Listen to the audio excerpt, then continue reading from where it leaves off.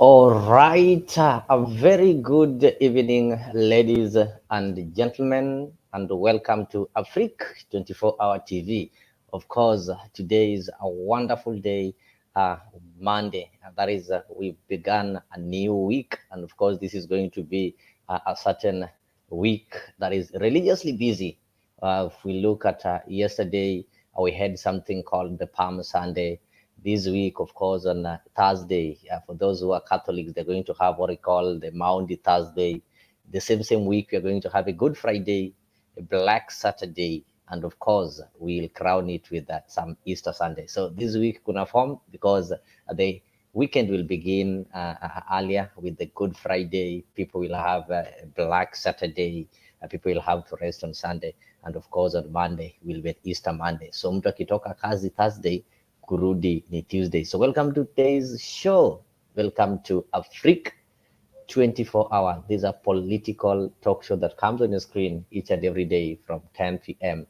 up to past midnight. That is East African time. So before I even begin what we are going to discuss today, I know if you're joining me for the first time, I will kindly request you that you start by subscribing to our channel. And maybe if you are joining me maybe for the 10th time and you've not subscribed to Afrique, kindly ensure that you subscribe to Afrique so that whenever we go live, you'll always get notified. So this is Afrique Politica Talk Show, a live talk show that comes on your screen each and every day. So let me begin by congratulating this gentleman from Senegal, the 43-year-old who've won the elections in Senegal. So I just have to bring to your attention that the supporters of Senegal's presidential candidate, who is currently the president-elect, that is Diomaye Faye, they have really taken to the streets and they are really celebrating in their capital, that is Dakar, celebrating as they went for the elections looking for the fifth president, and the gentleman you see on my screen is now the fifth, in Senegal. This is after Faye enjoyed some support that he was given by this opposition leader called Sonko. So if you thought Sonko was only in Kenya or in Nairobi, even in Senegal, we had another Sonko who was barred from participating in elections because of some charges that he was having, some defamation and contempt of court charges. So he decided to support this gentleman called Diomaye Faye. And finally, Faye is going to end the reign of the former president, the outgoing president, Macky Sall. Remember, Macky Sall is stepping down and he did not participate in election for the first time. The incumbent was not on the ballot in this election because the ruling coalition, they picked another 62-year-old and the guy has really seen some dust over there. So we have to congratulate the Gent Faye. And it's time. Africa is rising. If you see some youthful leaders taking the mantle, then it tells you that we are moving on well, and maybe soon and very soon we will reach at a point where youths will be the leaders of today, not leaders of tomorrow. So Faye wins elections in Senegal, and this is maybe it's a great win to those people who believe in the younger generation, those people who believe in youth. So I just want to take you there, maybe in a few, so that you can be able to see what is happening on the ground there before we continue with our normal political discussion, because these are also part of the politics. And here at Afrique, we normally say that we are connecting you with the African stories.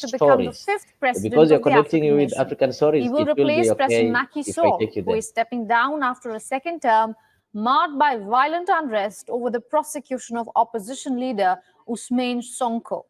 Currently, Faye is leading with 56.7% of the vote. Faye is backed by firebrand opposition leader Ousmane Sonko, who was disqualified from the race because of a defamation conviction. Sonko is backing the co-creator of his now dissolved PASTEF party, Faye, who was also detained on defamation charges a year ago. Just days before the vote, an amnesty law was passed that allowed the release of both leaders. Faye's rival, former Prime Minister Amadou Ba, the ruling coalition received 31% of the votes. Ba, 62, is the candidate backed by outgoing President Macky Sall, who is stepping down amid a drop in popularity. The opposition campaign focused on the police crackdowns and protests and the government's failure to cushion rising cost of living. Concerns that Saul could seek to extend his mandate beyond constitutional limits further strengthened their case. Over the weekend, Faye's supporters had already started celebrating his victory in the streets of the capital, Dakar. I say it's great because it's democracy that's winning. Everyone thought it would never happen. Today, if these results are indeed confirmed, it's Senegal that absolutely wins. Several opposition contenders in Sunday's election have already conceded defeat to Faye. The outgoing president, Macky Sall, has vowed to peacefully hand over office to his successor. This comes after the country's top court blocked his attempts to delay the elections for 10 months. Many hope the election will bring stability to Senegal after 3 years of political turbulence. I think you've seen that is what is happening in Senegal, and of course, for the last 3 years, they've not been enjoying a peace in Senegal. That is even when the current president who stepped down even planned to delay the elections with 10 months. But the top court there, just like the Supreme Court in Kenya, decided to bar him and decided to bring some sanity. If you look at some of the problems that these guys are facing, they're similar to what we have in our country. People are talking of the high cost of living, and this is one of the things that have caused trouble, the demonstrations, the riots, and people calling on the president to step down, something that he had to step down and did not participate in the elections. Now it's time for Faye to prove that the young can be able to lead. So they've voted the youngest among the people who contested.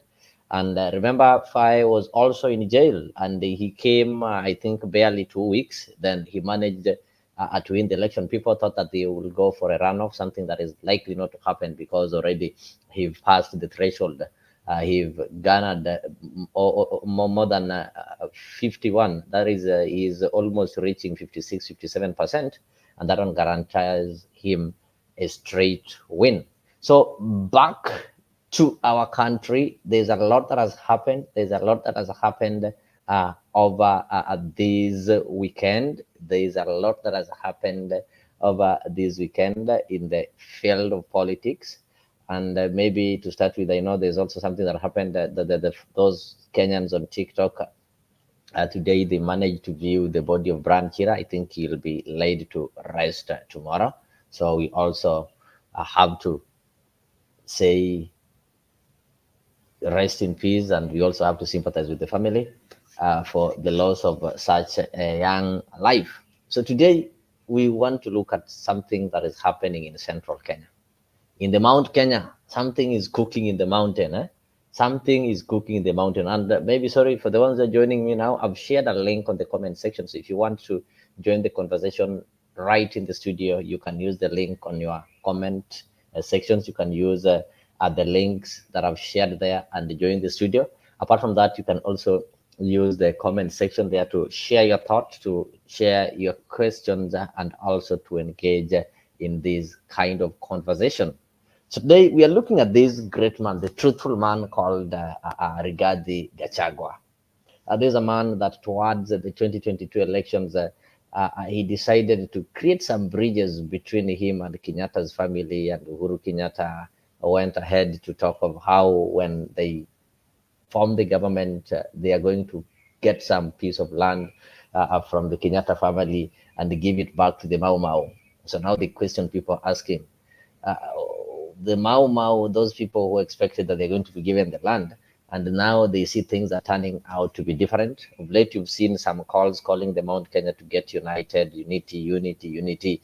And it seems this thing is not working. So he decided now to face the reality. You've apologized to the first lady. That was the first lady. Yeah, the first lady. That is Mama Ngina Kenyatta, who was the first lady in the context of the first one. I know we've had several first ladies, but she was the first one. And she also called upon the people of Central to get united. And he described Uhuru Kenyatta as somebody who's still a leader and a respected member of the community and the people of Mountain. I should accord him that kind of respect that he deserves. I don't know what has changed. I don't know why the sudden change of tune. Those are some of the things that we're going to look at. Could it be that Gachagua realized that he cannot attain the Mount Kenya unity without Kenyatta's family or without Uhuru Kenyatta? Could it be that he realized that maybe where he is, his marriage with William Ruto is unstable, so he needs to send some warning to William Ruto that now I can still go back and get Kenyatta and such kind of things. So those are some of the things that we are going to look at. Meanwhile, I just want to play for you the video where the deputy president was asking for forgiveness. Ngumu kumeza hiyo, mtazamaji. Kwengineko, naibu wa rais Rigathi Gachagua kwa mara ya kwanza amejitokeza kuomba msamaha familia ya Kenyatta. Gachagua amedokeza kuwa anajutia kumhusisha haswa aliyekuwa mama wa taifa Mama Ngina Kenyatta kwenye siasa za mwaka 2022. Na licha ya maneno makali ya hapo awali dhidi ya rais mstaafu Uhuru Kenyatta, Gachagua amewataka viongozi kumheshimu rais huyo mstaafu, akitaka jamii ya Mlima Kenya kuungana pamoja na kuweka kando tofauti za kisiasa. Mwanahabari Jeff Kirui na tathmini zaidi. Naibu Rais Rigathi Gachagua ni mtu mwenye majuto. Gachagua anaomba msamaha kwa familia ya Kenyatta, haswa aliyekuwa mama wa taifa Mama Ngina Kenyatta, kwa kumhusisha na siasa za mwaka 2022. Ntukwenda kwira maitu ucio witu haria ari aturekerete ciana ciake tondu wari uteti muru itakwenda gukona ringi nyumba ino itu ndikwenda twakinya hau ringi ati no twagire aciari aitu gitio ni undu woteti tari na kuri uri uteti ucio no wathirire no ciugo icio ni nditu handu twana muikia jino handu twana mutengora maitu turekere. Kwenye mahojiano na kituo cha runinga cha Kameme, Gachagua ambaye amekuwa mkosoaji mkuu wa familia hiyo ya Kenyatta sasa amelegeza nguvu za mashambulizi na shutuma dhidi ya familia hiyo, akionekana kutafuta mwafaka wa maelewano na rais mstaafu Uhuru Kenyatta. Ni twarumanaga tugekanire ciugo na ni andu a nyumba imwe, andu magirirwo ni gucira kiugo kimwe. Na nikio waiguire ndauga mwaka muhituku inya Uhuru wa Kenyatta ni mwana witu hayo gitio na ndakana cokerio ndi mundu ndakana tengurwo aheo gitio ta muthamaki wariho na tukimwira maria twanamwira matari mega aturekere. Naibu Rais Rigathi Gachagua tangu kuvuka ukumbi na kuwafikia kushirikiana na Rais William Ruto kabla ya uchaguzi mkuu uliopita amekuwa kama maji na mafuta na rais mstaafu Uhuru Kenyatta, hata baada ya kutoa mamlaka mwezi Septemba mwaka 2022. Ile mashamba yote walichukua ya Mau waangalia hata kama ni nusu. Wapee watu ya Mau na watoto yao nikiwemo. That's all we are asking. Hakuna shida, they are not late. Of course from 1963 they have never bothered. Tofauti na uhasama kati yake na Uhuru Kenyatta ukiwa wazi, licha ya kuwa aliwahi kuwa msaidizi wake wa karibu hata kushughulikia majukumu ya ratiba ya mara kwa mara ya Uhuru Kenyatta. Mimi yule jamaa ya kwetu, haki ya Mungu alikuwa amenipangia vibaya. Alikuwa amenipanga kunifunga mwaka 50 nikufie jela. Nyinyi ndio mlioniokoa. Nasema asante. Nyinyi ndio mliniokoa. Si hata alikuwa ameninyang'anya pesa yangu. Si nimerudishiwa juzi. Alikuwa ameninyang'anya mali yangu. Alikuwa amenibakishia tu bibi na watoto. Gachagua alivyo sasa anaandamwa na kibarua cha kuzuia ufa eneo la Mlimani, akikabiliwa na shinikizo. Yes, I think you've seen that is Gachagua before. And we have now the Gachagua who is now humble and is now asking for forgiveness and is now telling the mountain that, you see, Uhuru Kenyatta is your son. We need to respect him. He is still our leader. So the question that I'm asking, what has happened that I've pushed Gachagua to go and apologize? You know, most of the things that Gachagua said during campaigns and even after winning the elections, how he he really blamed Uhuru Kenyatta for everything. You've just heard it from that video, even him saying that, you see, Uhuru Kenyatta alimnyang'anya kila kitu, alipeana, how do you call it? Alinyang'anywa kila kitu, akaachiwa bibi na watoto peke yake. So I want to show you one of the videos that describes what Gachagua said, maybe one of the speech that he made before the elections, and now he's now changing. Sakupeleka hii mahasara wote. Hiyo sheria ikipita, tutaendelea kuitana mahasara, tupelekwe jela. Kujenga jela za kutosha, sakupeleka hii mahasara wote. Si kwa namna hiyo? Hata hiyo sheria ikipita, tutaendelea kuitana mahasara, tupelekwe jela. Kwa sababu hizi jela zinatengenezewa wanaume na wamama. Na tukitaka kuambia hawa, you cannot criminalize a movement that is real and is what is happening in this country. The DCI is being used to settle political scores, to manage politics, and to stop William Ruto from becoming the president of the Republic of Kenya. The DCI has come up with charges against leaders, fabricated charges, those who are allied to the deputy president. This is the only organization, and it's unbelievable officers, because we are very good officers in the DCI.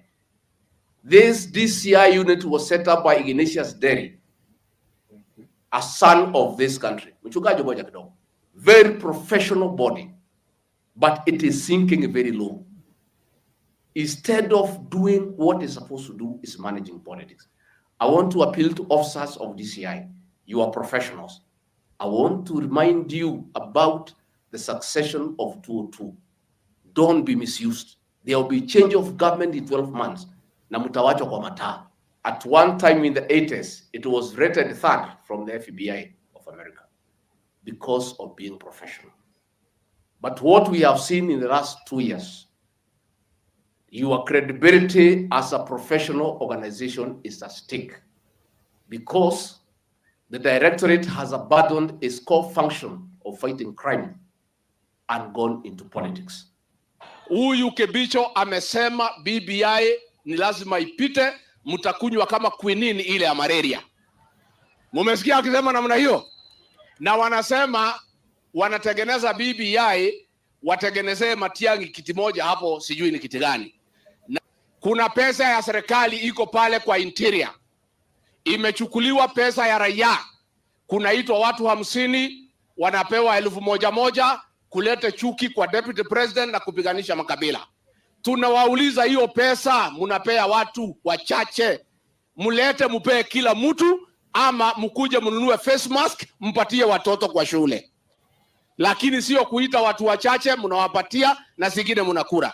Na hii watu waliiba pesa ya corona kwa sababu hakuna pahali watapelekwa, ndio wenye kusema Kenya waambiwe watapata kiboko cha Mwenyezi Mungu.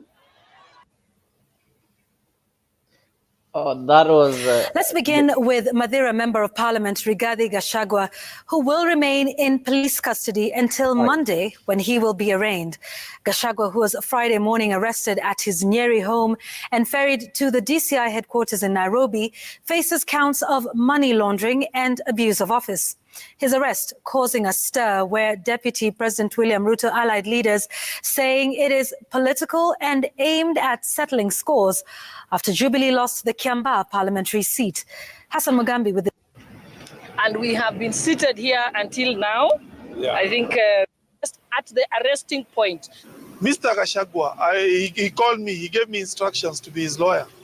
I came here, I was blocked by the police to access him. I was not given the opportunity to represent him or even to be present.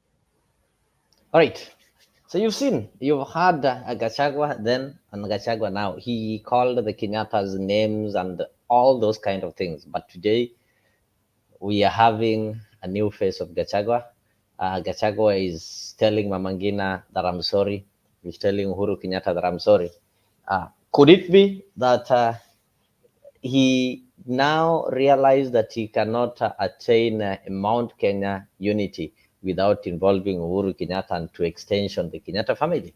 That's the question that we are trying to look at today, because Gachagua now seeks Kenyatta's help to unite the mountain.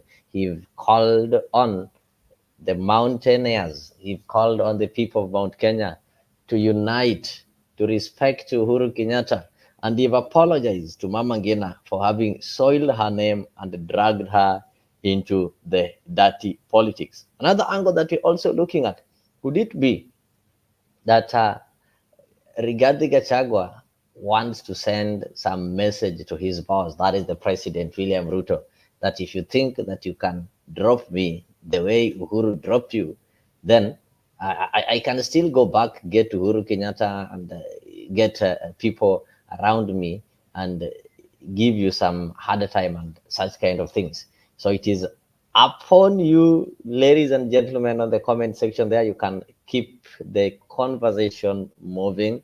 Just type on the comment section there. I'll be interested in knowing where you are joining from. I will be interested in knowing maybe your thoughts on this. Why do you think Gachagua finally decided to go and look for the Kenyattas? Could it be ameskuma amefika mwisho? He feels that he's been left in cold. Could this one be caused by the newfound relationship between Raila Odinga and William Ruto? Of course, things are moving on as faster than expected, and nobody can deny that there is some good working relationship between Raila and William Ruto. There's some photos that even emerged yesterday that shocked Kenyans. That is Mama Ida was seen together with this gentleman, the PS Interior, that is Raymond Omolo, Gladys Wanga, and the Kisumu West MP Rosa Boyu. So they are somewhere together, and somebody can tell you that it seems there is something that is happening that maybe Kenyans who don't read into politics deeply don't understand, but those people who read into politics can be able to tell that there's something that is happening. There's something that is happening. So could it be that this is one of the reasons why now Gachagua decided that now let me go back to my backyard, organize my people together, and now we can see if Ruto brings another card, then he's also ready. Karibu Sana Inspire Women is saying that Gachagua has seen some smoke afar and knows he will be one-term vice president. I will be shocked if Madura people elect him in 2027. Yeah, Inspire Women, there's something, that question that we need to ask ourselves here. This is the same Gachagua mwenye alikuwa anapiga kifua. Is the one who was alikuwa anagonganisha the Kenyatta family and the Mau Mau, or the people he called the hustlers. At one time he told them that he's going to take some part of land that belongs to the Kenyatta family and give it to the sons and daughters of Mau Mau, claiming that that land belonged to them. But right now, if you heard him, the way he humbled himself, asking for forgiveness and calling upon, he's trying to reach out to Uhuru. So could it be that he realized that William Ruto is done with him? So he wants to send some message to William Ruto, telling William Ruto that, okay, if you think you're done with me, I can still go get Kenyatta and we can still play game on. Or could it be that he realized that he's trying to appeal to people, he's trying to put himself as a Mount Kenya kingpin, he's trying to be given much attention and be respected as the senior most politician or leader that we have in Mount Kenya currently. But this one is not working. So he needs to get along with the Kenyatta family so that at least he can have some blessing or he can get some approvals. I think that is what I'll leave it for you. So I can see Bonfaz Kimanzi, welcome. Barry Leo, can you hear me? Thank you, Leo. Good Yes. evening from Nairobi, Kenya. Oh, good evening too. I'm happy and it's grateful having you this wonderful evening, as we congratulate one of the youths for having won the elections in Senegal. I think you know the Senegal people of Senegal went on the ballot on Sunday, and the election has really been successful. So that young man that you see on my screen there, called Basiro Dumai Faye, has already reached the threshold, and he's already reached the victory. So he is the fifth right now. He's going to replace the outgoing president Macky Sall. And remember, Macky Sall stepped down because people really pushed him to step down. Actually, things like the people of Senegal felt that the cost of living was high and such kind of things. So they piled a lot of pressure. So there was the leader of opposition of the Pastef party. Is it the Pastef party? Sonko. You know, Sonko was arrested and was in jail, and Sonko was disqualified from this race because of the defamation conviction that he had. Later on, Sonko decided to throw his weight behind Faye, and Faye finally have made it. So he's now the fifth at 43. Is it 43 or 42? Yeah, at 43 years old, he's now the fifth. I think he's younger than Uhuru Kenyatta. So it seems that African youths have now, Africans have realized that youths or maybe young people can be leaders of today, which is really a great achievement to young people there. It's an inspiration to young people who aspire to become presidents. So the next question that we need to ask is that will he now manage to show some leadership? Because now the youthful politicians are now looking into him. Remember, we have people like Bobby Wine in Uganda. We have people like this gentleman in South Africa, Malema in South Africa. And back in Kenya, we also have people like Ndidi Nyoro and the Babu Winners, who are also hoping that one time in their 40s, they'll be president. So we have to congratulate the gentleman. So that is one of the news that we are having, one of the breaking news that we are having. Apart from that, a lot has happened. You know, this is another busy week as we are winding up March. Of course, end of this week, we are going to wind up March. It started yesterday with the Palm Sunday for the Christians, or maybe those people who profess, the ones who go to Catholic.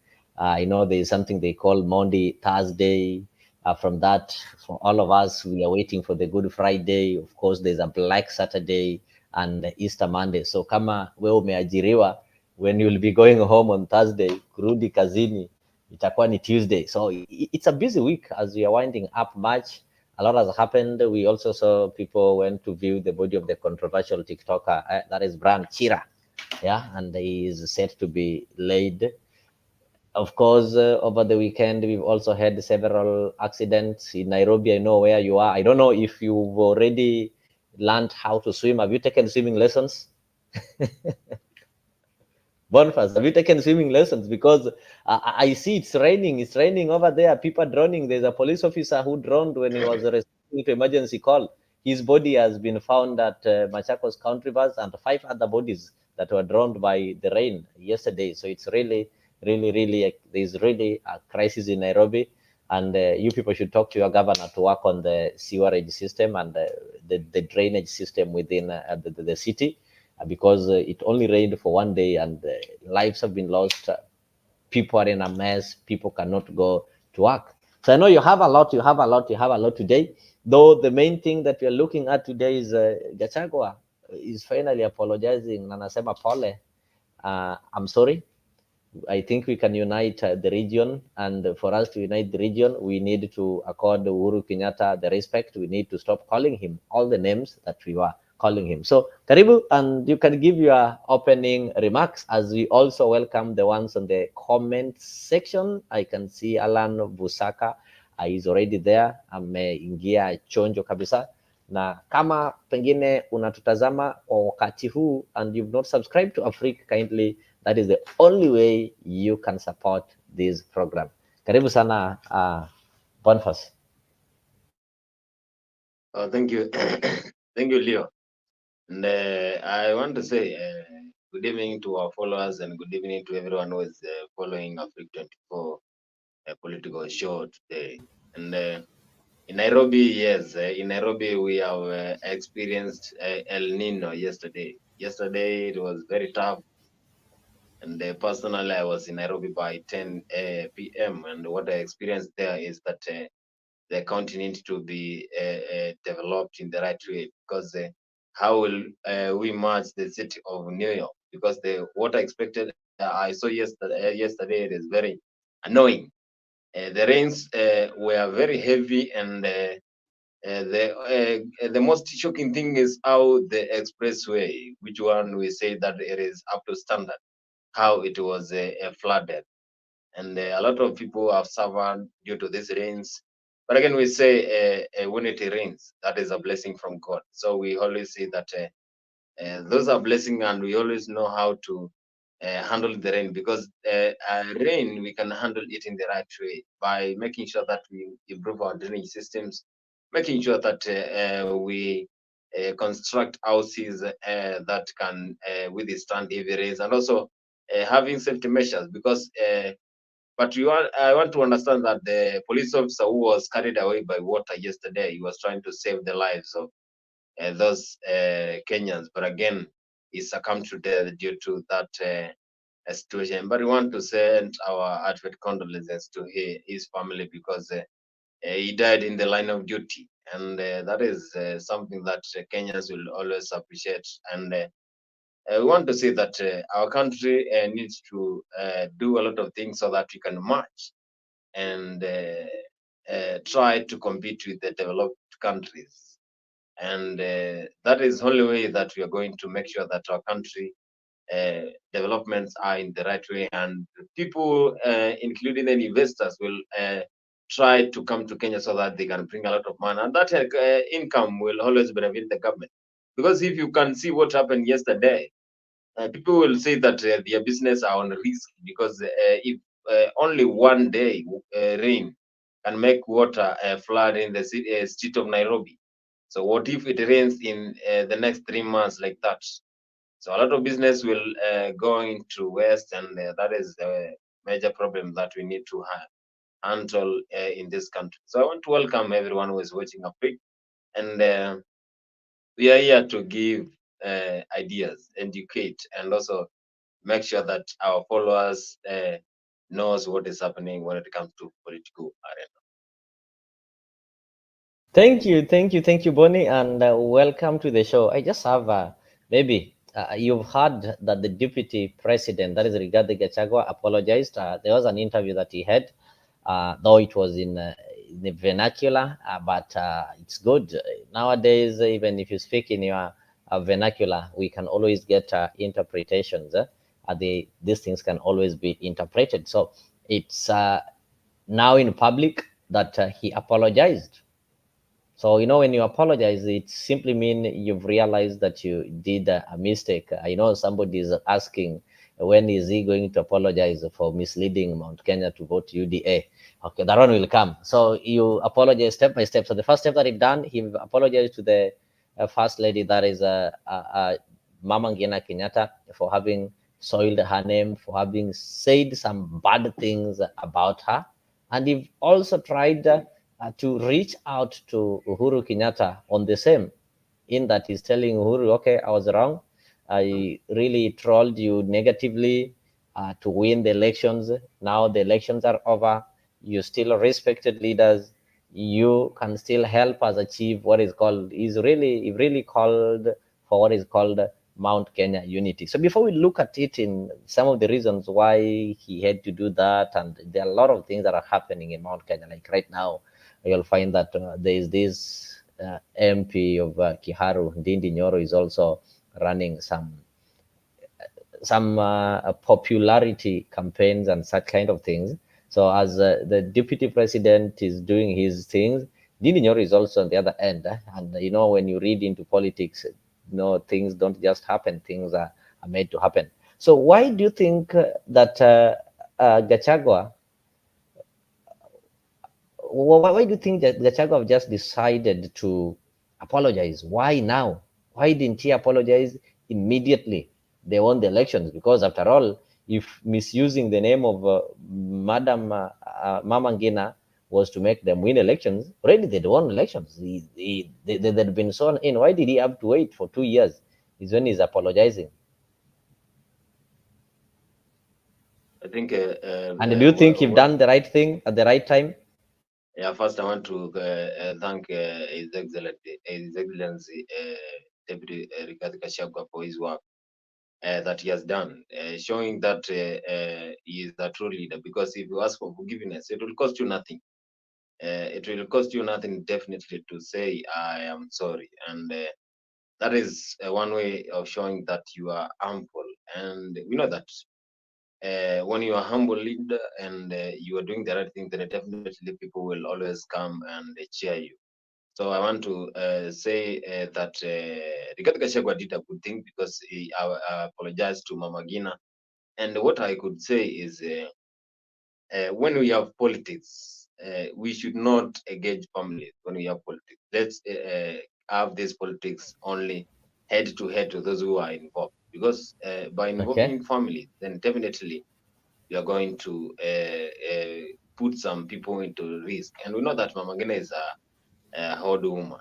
He has been there for a long time and he has been making sure that he protect the family. We know that our ancestors who started this country by trying to fight for independence are the people who will always rejoice for their hard work that they did, because if it was not for them, then definitely we could be having that Mzungu in our country. So I think he did a good thing. And what I know is when it comes to politics, let's not involve families. Let's go head to head to those who are informed. If it is Gachagua and Kenyatta, who is Uhuru, Gachagua and Ruto, then let's go head to head and stop engaging families into this politics, because politics is a dirty game. And if you involve families, then I'm very sure that some people will suffer. And we saw what happened. And people say that the raid in northern part, whereby that farmland is associated by Kenyatta family, it was due to some political differences. So I think he did a good job by apologizing to Kenyatta family, and to be specific to Mama Ngina. I think if Mama Ngina has that art of forgiving, definitely is going to forgive Gachagua, and maybe that is where the blessing for him to become the president of 2032 comes from. You never know. That is I get you. Again, there's one important thing hypothetical. that you. There's one important thing that you've said, that when you're doing politics, we should not drag families and people who are not in politics. We should just, if I'm contesting and Boniface is my opponent, then I should attack politically Boniface, not Boniface. We should keep our families out of this. That is really good, because if you look at this scenario, Mama Ngina Kenyatta wasn't contesting. She is not a politician. The only thing we know is that she is a wife to the first president. She's not a politician. She's never been one. So dragging the entire family in politics is not good. So I get you. And it's good that you say that Gachagua have done the right thing to apologize. It also shows that, in politics, there are no permanent enemies, and politics is about interest. When you have a common interest, then you'll have to travel together. So what do you think is now the common interest that Gachagua is having with the Kenyatta family, that now he needs to mend fences so that they can be able to travel together? What is this interest that they share in common? For example, if you look at maybe the working relationship between Raila and Ruto, somebody might say there is a common interest because Raila wants to get to AU, and when you want to get to AU, you don't need to be seen fighting the government and such kind of thing. So there's a common interest. So what could be this common interest between the Kenyatta's family and Rigathi Gachagua that now Gachagua have to reach out? Politically, I would say Gachagua wants to get those blessings from Mount Kenya region, because he has seen that things might change. He has already noticed that things might go astray come 2027. So if he starts with the Kenyatta family, that shows that people will now capture the mind and try to settle with him, because he's the deputy president right now. So if he apologizes, then it is the start point whereby he will be looking for uniting the entire Mount Kenya region, because he wants to win the election. you know that he has been moving up and down so that he can bring those Mount Kenya people together nowadays. But now, what I can say is he's trying and starting to apologize from the top community, which is the Mount Kenya region, whereby we had some differences with Uhuru Kenyatta, who is the son of Mama Ngina Kenyatta. That shows that now he is trying to be humble, and when you're humble, definitely you're going to be a good person. People will always be associated with you. So I think Gachagua wants to take over the leadership of Mount Kenya region by uniting the region and trying to bring those people together, because come 2027, I can see we have a lot of colors that are going to encroach there. We should be having blue, yellow, red, and that is a sign that he needs to start early, because now he has the signal that things might change. Of course, according to what happened during those meeting that were held in Homa Bay, now he knows that things might change. So William Ruto, I think I was getting there because after the meetings in Homa Bay, you had the president say that they are going to make, they're going to have some kind of an agreement in UDA whereby if a male is contesting, then the female becomes the running mate. Could it be that this is some of the reasons that now Gachagua have realized that, okay, things might change. Maybe I might not be the deputy president. So if I just sit there, in Swahili wanasema unakaa tu kimaembe, kimandazi mandazi. If I just sit there doing nothing, I need to prove my worth. I need to prove that I am also connected. I need to get my root so that when you start shaking me, you'll find me deeply rooted somewhere. And that is why he's been going through the Mount Kenya, calling for what is called unity. And maybe he realizes that this unity, you need everybody on board for you to achieve the unity. Could that not be the reason? personally, I think that meeting, it is one that sent him a signal. But we heard him saying, responding to what Ruto had said, he said that after they are going to sit together, then that is where the president will try to inform the women. But we know that William Ruto is one of a wise president. He always forecast what will happen in the future, because he had told the Kenyans that niachieni huyu mzee pale 2021, niacheni huyu mzee. That is the term he was using. Niacheni huyu mzee, nitapambana na yeye pale general election. So maybe he knew that he's going to win the election by his own ways. So I think now he still gave Rigathi Gachagua a signal. So that is a major reason that I think it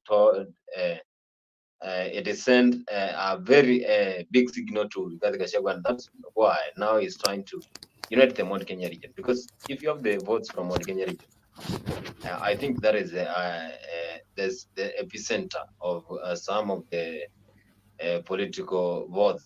So I think he's going to win the election if he continues by uniting those people. Yeah. So you guess he's going to win that election. And now look at this.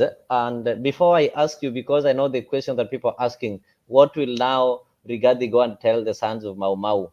He told them how these people are bad, how these people have destroyed the economy. And now again, he wants to tell them that, this Uhuru Kenyatta is good. He's still our leader. We can unite under him. He can unite us. He can do these kind of things. So how is he going to convince the Mau Mau people? Wale walikuwa wanangoja Gachagua akichukua ushukani, atachukua zile shamba kwa Kenyatta na awapatie. How will he approach them?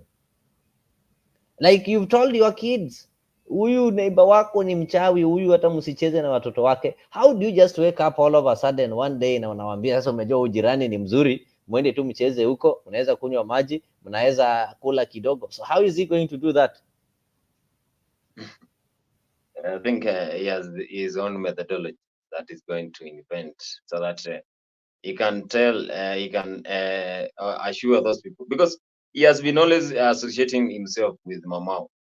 He has been always saying that he's a son of Mama. So I don't know if he was there during Mama regime and the likes of Dedan Kimathi. So I think that is what you've always been saying. And the people who may be associated with him did that knowing that, oh, this is a Mau Mau. Like the people who voted for William Ruto, majority of them, Ruto associated with himself with poverty as a hustler.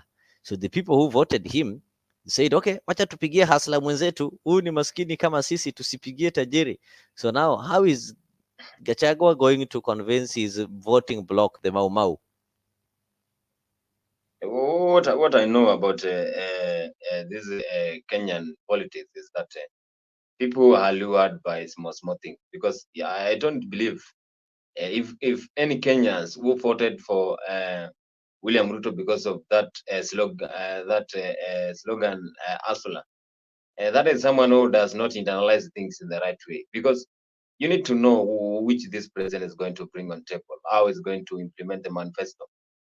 Because now, if you voted him because of poverty, what else will he be bringing into table when it comes to Kenyans? How will he be solving things?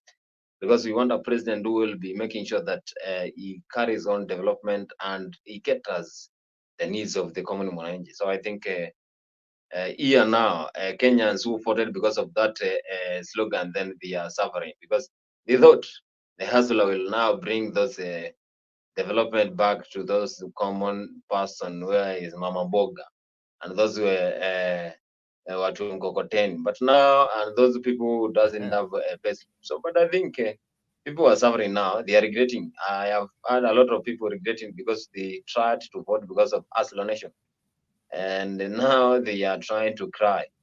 I think they should cry more, because if you voted because of that slogan to change the regime, then you missed a very good leader.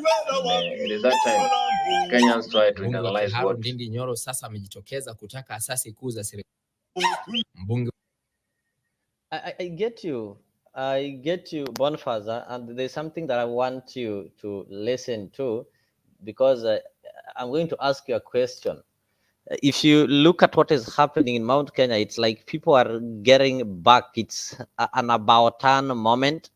You now see even the MPs are in other words trying to oppose the financial bill or the act that they passed themselves. You had Gachagua telling farmers that, you see, the avocado farmers, and they've formed what is called an avocado task force, that, you see, we are going to recall some of the statutes in this act. So I just want you to listen to Ndindi Nyoro and remember the post that he holds in the parliament. Then maybe we are going to pick it from there, because could it be that there's something that we people don't read? Just listen to this.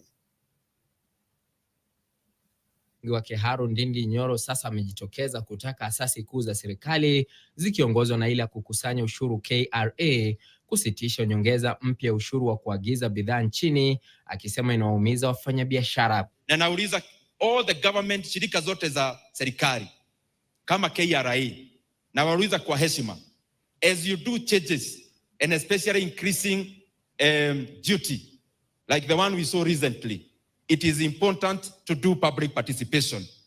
Nyoro ambaye ni mwenyekiti wa kamati ya bunge la taifa inayohusika na bajeti amemtaka kamishna msimamizi wa idara ya ushuru wa ndani ya nchi Rispa Simiu kuwahusisha Wakenya kwanza kabla ya kufanya maamuzi ya kuongeza ushuru. Unaita wasikadau pamoja, unawauliza, na nauliza haswa mkubwa wa domestic taxes in Kenya, tafadhali hiyo maneno ya kuongeza duty from 2.5 million to 3 million, tafadhali kwanza ukatisha hiyo maneno, ita wanabiashara mkae nao chini, kwa sababu wengi walileta bidhaa kama dola iko juu sana, wanaumia hapo, na wakiongezwa hiyo duty kwa njia ya juu sana, wataweza kuuza hizo bidhaa na hasara, ama they pass over that cost to the consumers. Hata hivyo, ni kinaya kwamba Nyoro ambaye anaongoza kamati inayopendekeza na kudhibiti utozwaji ushuru nchini anaonekana sasa kutaka asasi husika kusitisha utekelezwaji wa ushuru ambao kamati yake pamoja na wabunge walipitisha katika mswada wa fedha wa mwaka 2023. Mheshimiwa Naibu Rais akiwa. Hata hivyo, hii si safari ya kwanza kwa eneo la Mlima Kenya kulalamikia ushuru kutoka kwa serikali ya Kenya Kwanza. Majuma kadhaa yaliyopita, baadhi ya wabunge katika kaunti ya Murang'a waliwaongoza wakulima wa parachichi ama avocado kupinga ushuru mpya unaotozwa bidhaa hiyo. Hata kama hiyo sheria ilipita, hiyo point moja ambayo inaguza primary produce of the farmer, hiyo bwana makamu wa rais, hiyo uangalie vizuri na macho mawili. Hali hiyo ikimlazimu naibu rais Rigathi Gachagua kuingilia kati. We know there is a challenge with the Finance Act. You cannot make the farmers unable to produce. The finance bill is a very big document, and within the shortest time possible, you cannot expect a member of parliament who is so busy to have gone even to the nitty-gritties inside to know what is contained in everything. Nyoro amekuwa kwenye msururu wa safari kote nchini, wadadisi wa kisiasa wakihoji kwamba anajinadi kuchukua usukani wa siasa za kitaifa. Mbunge huyo amekuwa katika eneo la kaskazini mwa taifa, ngome yake ya Mlima Kenya, na hata ngome ya kiongozi wa Azimio la Umoja One Kenya Raila Odinga, baadhi ya wabunge machachari wakimuidhinisha kugombea urais mwaka 2032. Boniface, I think you've heard that. You've heard that, and you've heard the part that I wanted to bring. Of course, we are also going to weigh on the issue of taxation. Ndindi Nyoro is the one that chairs I think it is the budget committee. Ndindi Nyoro is the one that chairs that committee that proposes on things that needs to be taxed and things that needs not to be taxed. So the KRA, the Department of Domestic Taxes that he's blaming, are just implementers. They're just law enforcers. They don't like recommend tax. They don't come up with the tax. Just like these laws are passed in parliament. So now the KRA, its role is now to go and collect that amount that the parliament has passed that they should be collecting. So it is so sad and so unfortunate that he is opposing something that he passed himself. Umesikia another MP, they have told you that that finance bill, the act, the document was big and they could not go through it, though their fellows from the Azimio coalition went through those big documents and warned them that this thing is not good. It needs to be amended and some things need to be removed, such kind of things. But they were in a hurry to pass it. And the deputy president has also said that, this avocado thing is bringing, could it be that these guys have now realized that there are some things that happened wrong? Now they want to make it right. Where are we headed? What is not happening in central Kenya? And you've heard the last part that people are proposing Ndindi Nyoro and even want him to contest for presidency. So there is some battle again between the Ndindi Nyoro and the Gachagua, like they are competing in the same place. So what do you have to say on that? Mount Kenya generally, what do you have to say? What is not happening? So personally, I think Mount Kenya region now it is not united as we used to know how it produces a lot of votes. It is divided. And any leader now, the likes of Ndindi Nyoro, the likes of Rigathi Gachagua, are trying to come together so that they can unite that region. And it is not an easy job. You need to do a lot of work so that you can unite those people. You can tell them what you can offer to Mount Kenya region. Be center, Lake region, Mount Kenya region, those are areas whereby when you capture them, then definitely you have a lot of percentage when it comes to general election. So I think they are trying to compete. Ndindi Nyoro, people love Ndindi Nyoro. You can see even from the way they are reacting. You can see the guy is loved, and from the love, that is where people are going to draw the attention and come closer to support him when he shows interest to take over Mount Kenya region. So it is a competition. Gachagua, he has the mandate now to make sure that he unites that region because he is the deputy president right now. So he has all the authorities and he can make those people come together. But if only he uses the right strategy. Didi Nyoro is wise, and the way he addresses issues, you can know that that guy is so wise. So maybe he has plans for 2027. What I know about 2027 is itakuwa na kivumbi. Itakuwa na kivumbi kuliko hata 2007 and 2013 and even 2017. 2027, it is going to be so tough competition because people are going to come out to show the ability to win this election. This is if only Raila Amolo Odinga is going to join AU as the chairman. So a lot of leaders are there trying to hide. I think they are hibernating and they're trying to show that they will come. And by 2025, I think things will be tough for those politicians. Yeah.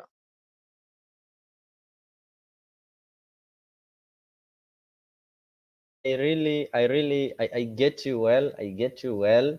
Yeah. Ndindi Nyoro is also preparing himself. And do you think that the relationship between Raila and Ruto has got something to do with the Gachagua's apology?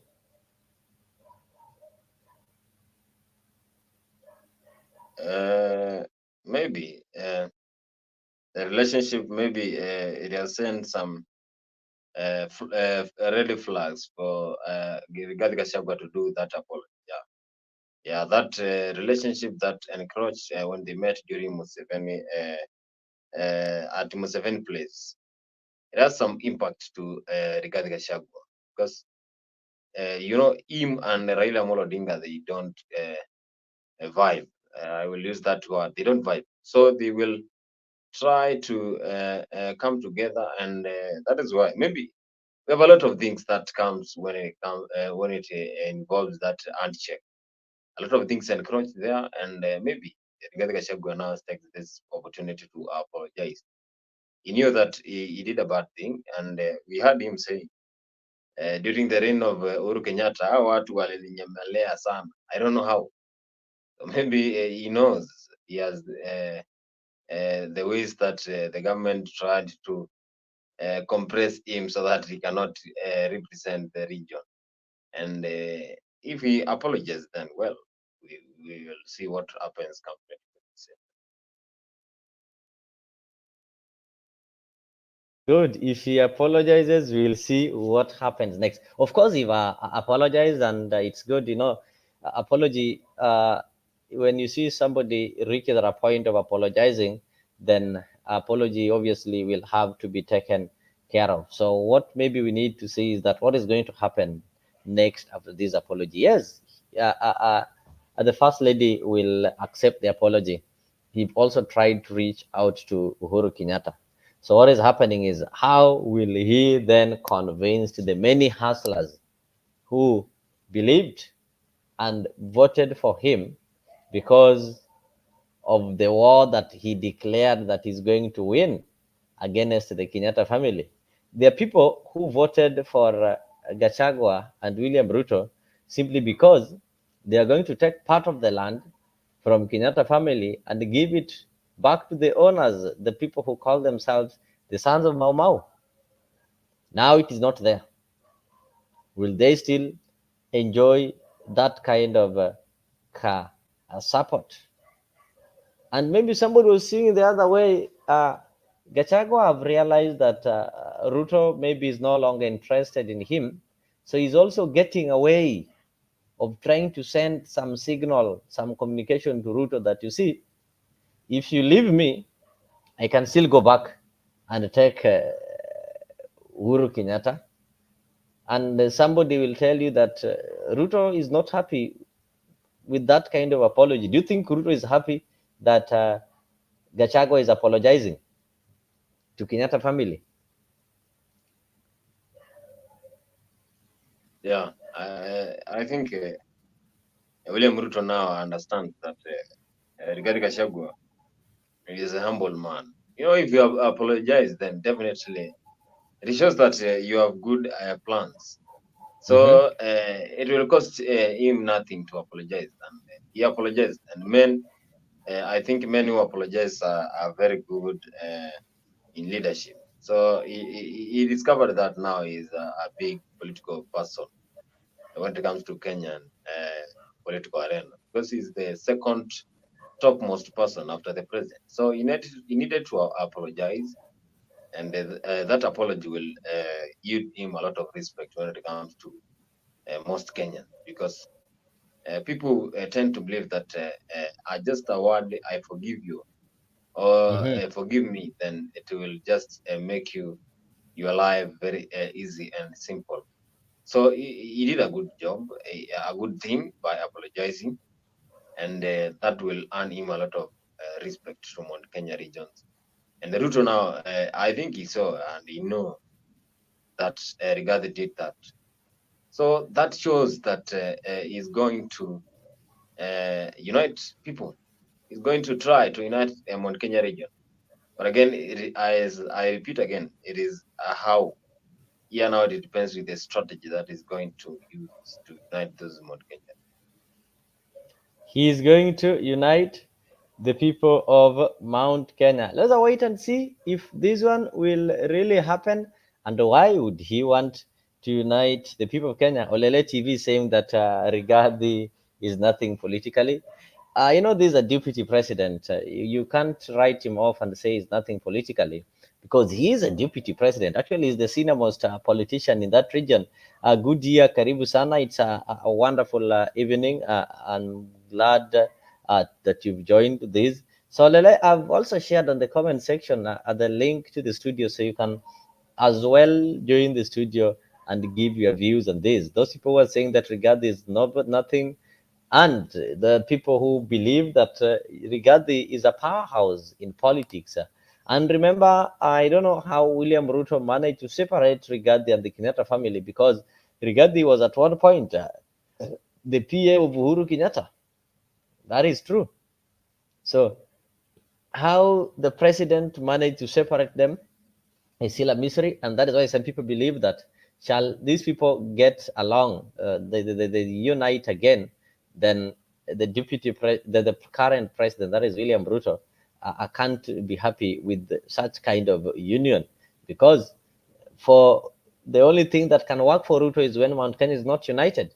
But Ruto can't stand a united Mount Kenya that speaks with one voice and listens or gets instruction from one particular point. So people believe that for William Ruto to be able to wield his power the way he is, he needs a divided Mount Kenya, whereby he controls some and the some are controlled by somebody else. And he cannot allow Mount Kenya to be united unless they are united behind him. But Mount Kenya getting united on their own is a threat to William Ruto himself. So that is what people argue. And that is what people read now, that if the mistake that Gachagua can do is to try and unite with Uhuru Kenyatta, because this one will not go well with William Ruto, and William Ruto is likely to punish him. You know how people are punished politically. Maybe he might decide to bring another person on board so that he ensures this kind of purported unity doesn't work. Deputy Ruto has made Rigathi to be a Mount Kenya deputy president. Yes, that is true. But now, remember, the most feared man that William Ruto feared in Mount Kenya was Uhuru Kenyatta. Now, this deputy president that he made to be a Mount Kenya deputy president or to be a Mount Kenya kingpin is now trying to reach Uhuru Kenyatta. Do you think this will go well with the president? Most people believe it won't go well with it. So I just need to get your views on it, and how you feel. You can use the comment section there, and maybe let me know how you are feeling about it. So Bonfaz, imagine, do you think if uh, if Gachagua managed to reach out to Uhuru Kenyatta, do you think he can still work with William Ruto, or William Ruto will have to get an alternative? Uh, uh, yeah, he did something good. But what I know, that is my opinion, not Africa 24. Gachagua and Uhuru, they cannot come together. That is what I know. I don't know in what terms Rigathi Gachagua said about that regime of Uhuru Kenyatta ilimfinyilia sana. I don't know. So maybe he has his own ways, but he tried today to apologize. I saw the apology, and as I know that this apology will always give him a lot of respect. So what I could say about this one is maybe they want to bring on board Uhuru Kenyatta, because Uhuru Kenyatta is a young guy. He's not old. We have Raila Odinga, who is almost 78, 79 years and is still active in politics. So I think Uhuru is still young, and maybe they want to involve him in the politics and give him a topmost position. And as I saw, one of our followers here, Goodyear, said that Uhuru, Raila, and Ruto, they know something that Kenyans don't know, and it will come to be revealed soon. So maybe Rigathi Gachagua now has the ideas that things might encroach in the course of this first term of their reign. That's why I did that. I get you. Brother Benson, I'm looking for you in a few minutes. I'll give you a call. I'm happy that you're also following this. Inspire Women. I can see you over there. Olele TV, Goodyear, Karibu Sana, and many who are following from different those other channels, like the ones who are joining from the Facebook. You are most welcomed, and also let me know where you are tuned in from. So Boniface, I get you very well. Gachagua have really taken the last 2 years. What they've been doing, it has been to talk ill about Uhuru Kenyatta's government. That is what they've been doing. They've been talking ill about Uhuru Kenyatta's government. Apart from that, they've kept on reminding Kenyans that the problems that we are having as a country was caused by Uhuru Kenyatta. So however much he's trying to reach out, I don't know how he's now going to convince Kenyans that, you see, Uhuru Kenyatta was not bad. Uhuru Kenyatta was a good man. So that is now the challenge. We don't know how he's going about it, but if you read politics, it's that he realized that he also need to send some communication so that he can earn some respect from the deputy president. This one happens. If maybe you are pursuing something and you see that the person is losing interest, you can always organize with another person. Yeah, like he's trying to tell William Ruto that, Uhuru is still there. So ukijaribu kuleta mchezo, hata mimi najua kucheza huo mchezo. Kuchukua nafasi ya kupigana vita vyake na vile vya rais vya kisiasa, huku rais sasa akionekana kuchukua nafasi ya baba wa taifa na kuwarai wa Kenya kushirikiana katika ujenzi wa taifa. Ripota wetu wa masuala ya siasa Kennedy Muredi anaarifu zaidi. Imekuwa desturi sasa, kila anaposimama kuzungumza naibu rais Rigathi Gachagua ni lazima ampige vijembe rais mstaafu Uhuru Kenyatta. Iwapo hajamtaja, basi hotuba yake haijakamilika. Leo haikuwa tofauti. Rigathi akiandamana na Rais William Ruto katika ibada ya shukrani kaunti ya Baringo, Rigathi aliwakodolea macho wanaomtaka kutozungumzia serikali iliyoondoka na kuangazia ahadi walizotoa kwa Wakenya. Kwa Gachagua hata wacha ng'o. Mheshimiwa Rais, leo nimeona gazeti moja wakinikachifu ati niwache kuongea ukweli, ati nisiambie wa Kenya umekuta Kenya imeisha na haina chochote. Mnataka niendelee ama niwache? Si lazima tuseme ukweli. Tumekuta store hakuna kitu, hata panya wametoroka. Gachagua anaonekana kuongoza upande wa siasa wa serikali yake na bosi wake Rais William Ruto, huku akisisitizia maovu ya serikali iliyoondoka na yaliyomkumba yeye na Rais Ruto.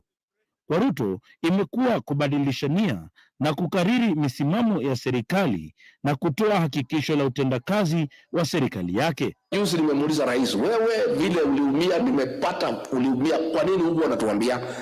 Akasema kama ningemwambia nyinyi mngenitoroka, mngejua shida ni mingi, mniwache. Hata mimi yengine nilipitia, ndio saa hii inaanza kutokea. Nilikuwa naumia tu, najikaza kiume na kuva tu kiofisa. Rigathi amekuwa akimpepeta rais mstaafu Kenyatta na kumtaja kuwa kizingiti kikuu kwa uhuru wake alipokuwa rais. Wale ambayo walitufunga, wale ambayo walituwekelea mashtaka ya uongo, tumewasamehea.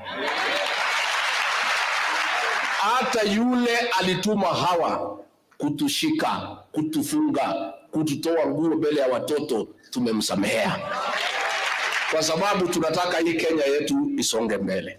Aidha, Rigathi alichukua fursa ya kuwashukuru wakazi wa Bonde la Ufa kwa kuwaunga mkono. Kennedy. Those are some of the things that used to happen. I'm seeing a comment from Coffee Farmers Kenya is saying that if Luos and Kalenjins ever came together, that will be lethal. I see. So what I'm trying to say, if William Ruto and Raila decide to come together, how lethal? Okay, we saw it in 2007 actually.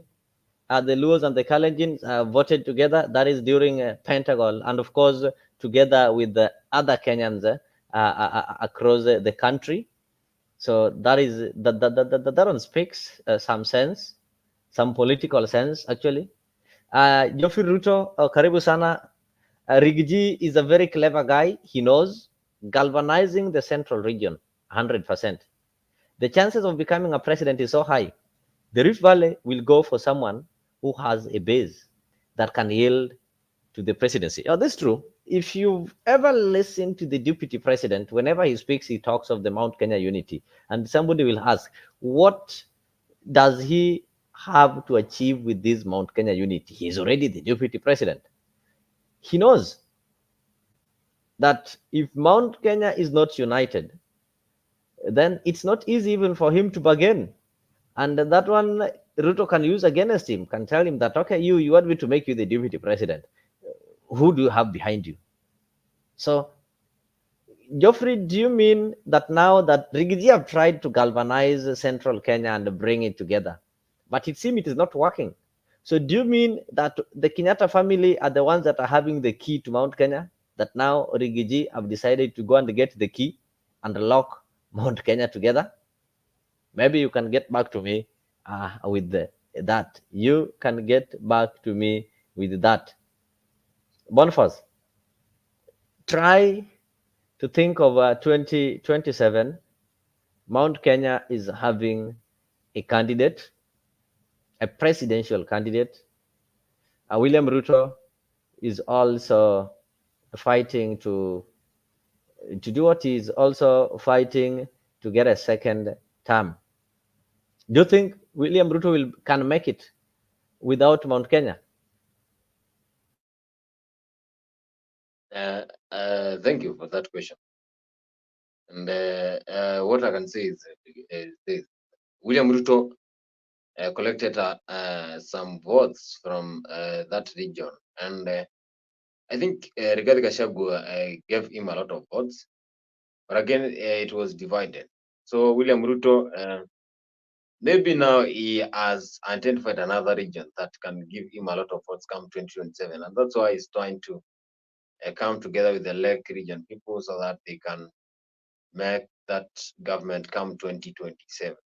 So we don't know what will happen, but Rigathi Gachagua is very supportive to William Ruto because the way he speaks, and he has addressed that William Ruto, when he was in the government, he was suffering, but he was not saying. It's like whenever he could say, then people could go away.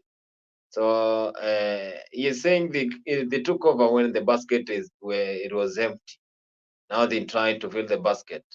But again, when it comes to politics, come 2027, Ruto now knows in his mind what he will do come 2027. Not even Gachagua doesn't know anything about Ruto. Ruto can even decide to abandon Gachagua come 2027 and pick someone else. But that one will be a betrayal, but we don't know. Politics is a game, mind game. Maybe you want to betray Gachagua, but we will see what will happen. We cannot forecast what will happen the next 3 years.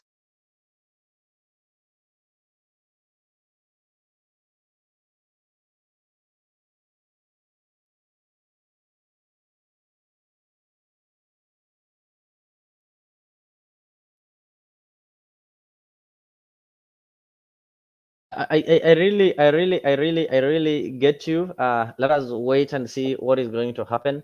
We cannot make some predictions right now. It's still too early. 2027 is still far, and anything can happen. Goodyear is saying that Ruto will win the second term, but there are a lot of deals and positions being created and done behind the scenes. The public are just being camouflaged. Goodyear, which kind of deals are these ones? Can you just give us a hint, Bana? To be a series so that we don't we don't do mistakes again. It will be a series so that we can be able to know these deals and call on these guys earlier and tell them that they should stop making deals and using Kenyans for their own personal benefits. So you're saying there's a lot of deals. I don't know which deals you're talking about. So you can let us know these deals. Kama unajua, tuanze kuwaita mapema. Tuambie waachane nayo. So that is how the government works, and that is why they call it sirikali. Yeah? Somebody saying that Gachagua is not ready to have any competition with Uhuru because the former president has nothing to lose. Yes, it's true. And Geoffrey, I agree with you that the reason why Gachagua is going for Uhuru right now could be that he realized that Uhuru has got nothing to lose. However much he keeps on dragging his name, Uhuru already retired as a president. He's not going to contest. He's not going to lose anything. Because if all this kind of war was directed to somebody who was going to contest in the next general election, you can say it can affect that person negatively, or it can affect it can determine the political maybe outcome. But now, fighting Uhuru Kenyatta, who've retired at this moment, he has got nothing to lose. He doesn't lose anything. You say how he's tall, how he did what, but when you fight somebody who is still aspiring to become something or somebody in this country, then the EACC, the courts can bar the person based on the arguments that you get. So I now get you. Ruth Apondi anasema Gachagua ameisha, kazi yake ilimalizika. What do you mean? Kazi yake jamalizika.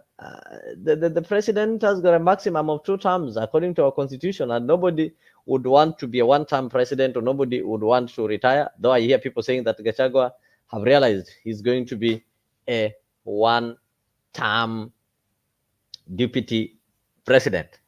So, Bonfaz, as we take a small break, I'm coming back with Azimio. It's really hot over there. The succession story is shaping up.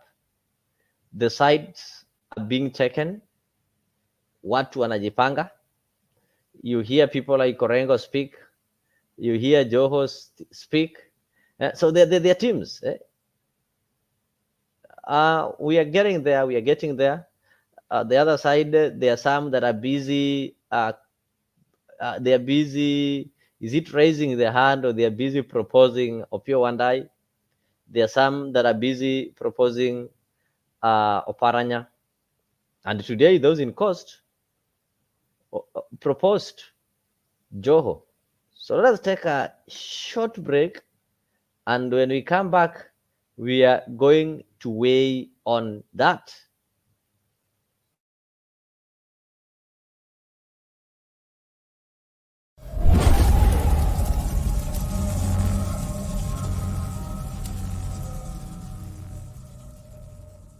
But what political leader can stand up and say my party is a party of principles? For the party of Kennedy is also the party of Islam. The party of Javits is also the party of Goldwater. Where is our party? Where is the political party that will make it unnecessary to march on Washington? Where is the political party that will make it unnecessary to march in the streets of Birmingham? Where is the political party that will protect the citizen of Albany, Georgia?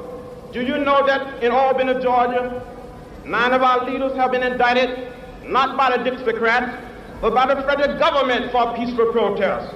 But what did the federal government do when Albany Deputy Sheriff beat Attorney C.B. King and left him half dead?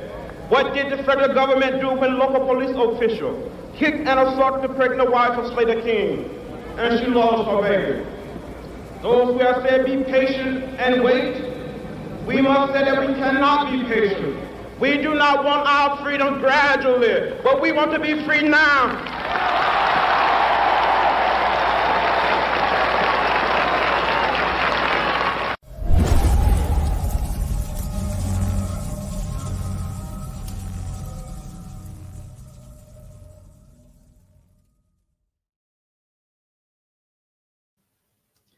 Yes, I think that is a nice speech there by Lewis at 23. He already saw that, this thing that you keep on telling youth that, you people are the leaders of tomorrow, it doesn't work.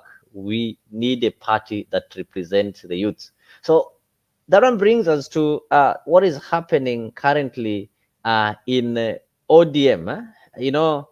As Raila goes to AU, it's a matter of fact that he will not be meddling in the local politics, because when you are there, you don't need to be seen fighting or creating problems with the government. You need to coordinate with this government and assist them. So it's obvious that those years, Raila's presence is going to be missed. And something is happening in ODM. There is a takeover. Who is going to replace Raila? And Joho has already said that he's ready to face Oporanya in ODM takeover. I'll also later play for you a video of how Orengo also gave some message claiming that ODM will be taken over by people who are having some credible backgrounds, people who cannot be able to auction or sell ODM. And he claimed that they are businessmen. I don't know what he meant by businessmen, who are waiting for the party.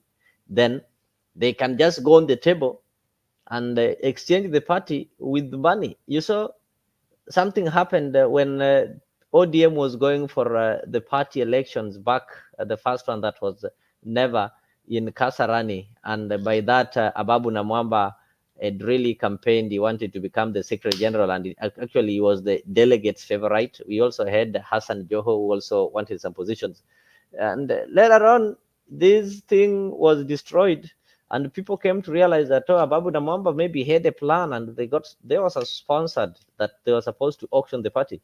ODM is currently one of the oldest parties that is active. Yes, KANU is still there, but nobody thinks of KANU. But ODM has maintained that form. It's a party that is active, it's still on form. So Goodyear Singh Orengo said that Luo are fed up and not being around the table with Kikuyus, Kalenjins, Luyas, the coast, and said it's like taking Dory.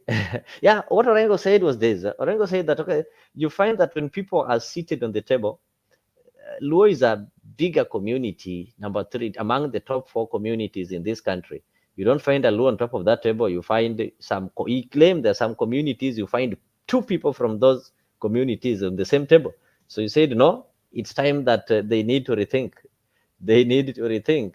So I don't know who this communication was targeted to, but it is a takeover. And today in Coast, the people there already, they endorsed Joho to go and battle it together with one Oparanya. So I just want to yale matembezi nimetembea naye attention This is a product to sell anywhere.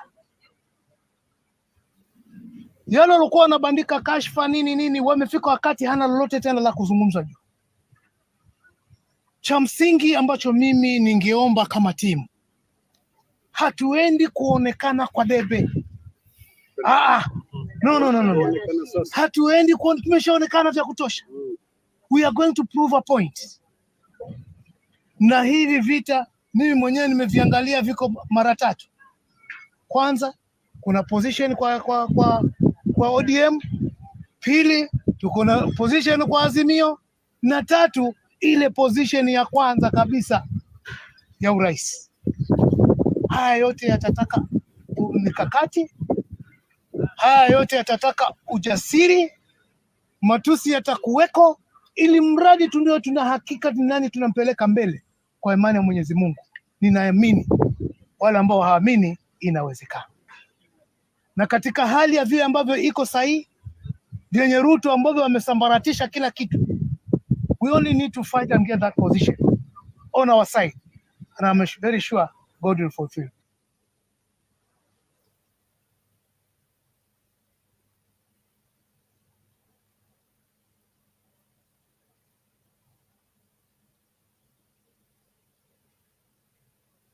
We made it very clear, sisi tukiwa watu wa Northeastern who have been with ODM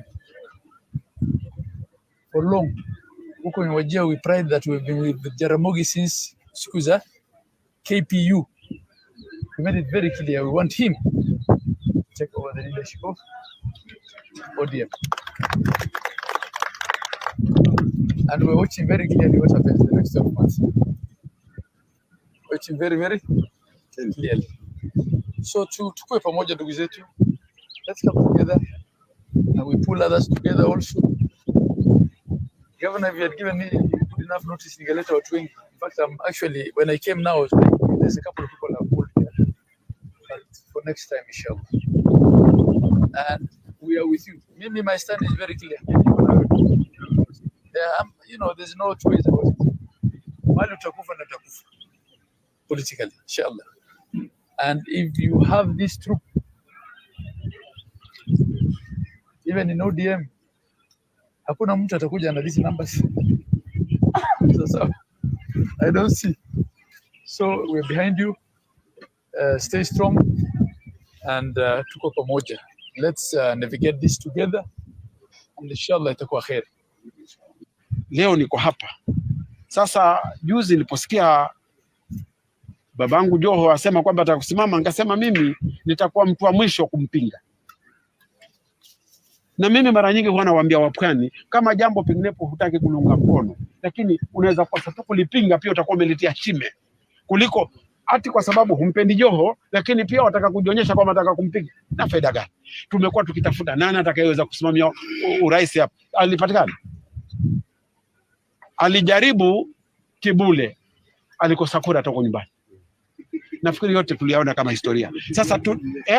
Sasa ni mambo ambayo tunayajua. Kwa hivyo ninachowaomba, kama tumekata shauri kusimama kwa msimamo mmoja wa kusema kwamba tunataka kujikomboa, na kwamba Joho kwa sababu yeye amejiamini kwamba nataka niwe mbele, sisi tumuungeni mkono, kwa sababu hivyo vita atakavyopigana navyo havitakuwa vidogo. Sasa ni ile mitihani itakayokuja itakuwa mafatwa nyingi, kwamba wewe utakubali kuitwa hivi. Haya hayatatusaidia. Wacha sisi manake hii timu hii peke yake, Mheshimiwa Joho akapigania rais, basi hataka kosa kupata kwa bahati mbaya, lakini hii timu akiwa nayo watamheshimu, manake hakutaondoa serikali bila nyinyi. Na Joho akiweko kule tutakuwa tunajua kwamba mwenzetu akututea kwa hiyo kwa dawa itakuwa imepatikana. Kwa hivyo ndugu zangu, huyu ndugu alipojitolea, nikasema mimi namshukuru kwa sababu mambo ambayo nimefanya na yeye ni makubwa. Ndugu yetu Hassan ni mjasiri kama alivyozungumziwa na watu wa Taita. Ni mtu mmoja jasiri, mtu mmoja shujaa, na mtu mmoja ambaye akisema jambo lake huwa analiamini. Na hii safari si safari maana rahisi, ni safari ngumu. We need to change our way of approach ya siasa. Unajua sisi watu wa pwani tuna ile yule yuko pande ule, yule yuko pande ule, hatuna nafasi ya kuweza kuja pamoja na kuzungumza kwa lugha nyingine, kwa sababu we need to change hii conversation na hawa wenzetu ambao wengine wako ule mlango wa pili. Na ukweli ni kwamba at the moment katika nchi yetu ya Kenya nafasi bado iko very open katika presidency. Vile ambavyo ndugu yetu Hassan ameanza, tutembee pamoja, tuzungumze na wenzetu katika kuwafanya hata wao pia vile vile wajue ya kwamba ikiwa tuweza kushikana tutaweza kubadilisha ile ndoto ya Wakenya ya kwamba hii Kenya ni ya watu fulani peke yake. I think everybody in this country is desirous to see one day that this Kenya belongs to every one of us. Hiyo ni kitu ambacho kinawauma kila kabila, na yaeleweka ya kwamba it is possible, but it requires a leadership ambayo itakuwa na mtazamo huo. I think time has come now with people like my brother here, Ledama, the governor of Marsabit, Wajir, na ndugu zetu wale wengine ambao tuko hapa wakina Chicken Choga, hawa ni wanajeshi ambao ni wa kuaminika. Kura ikipigwa kama kuna grassroots, we are major stakeholders katika hiki chama, na mimi mpaka sasa sijaona kiongozi yote mwingine anaweza kuleta watu kwa pamoja kama ndugu yetu Hassan. Sijaona. I think tukiangalia vile kulivyo na Hassan, hii huifanyii kwa sababu yako peke yake, unafanyia kwa sababu ya hawa viongozi wengine ambao kwamba ni wadogo wako.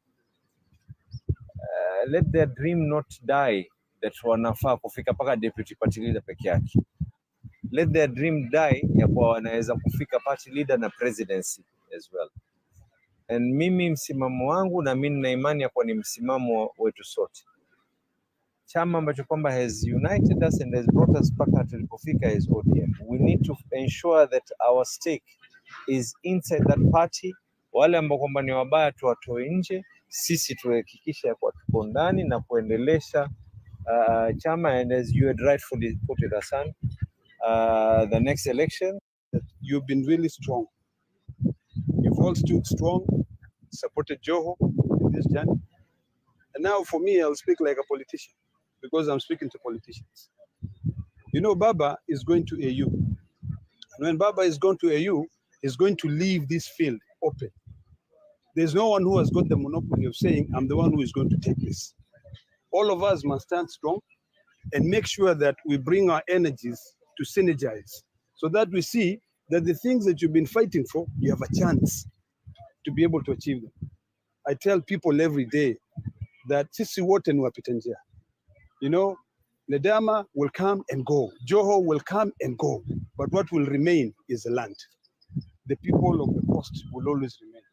So we are now going to be judged on how we can work together. There are so many temptations, I can tell you that. I've seen temptations with the people of the coast. I can assure you one thing. Mimi mahali mutapita ndio mimi nitapita. Unaona? And you know, the thing about me, mimi nikimaliza nimemaliza. Mimi hakuna vitu vingi. Ndugu yangu Joho anajua. Kwa sababu mimi husema the strongest power that a man can have is his word. Tuliketi mimi Joho, Junet, tukaketi na Babu, tukasema let us start talking to each other. You know, we did not say that we are following this person to go through this way. But you know, these things just fall in place. Zinaingiana. You know, me, I want to tell you that wherever Joho goes, I am there. No.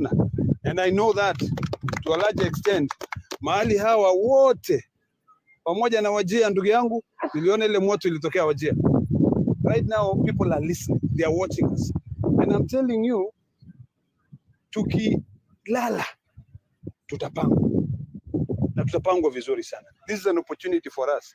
You people know your challenges. Your challenges are like our challenges. The future is among us. Lakini mimi najua mahali Joho hapo, mimi nini? Niko hapo.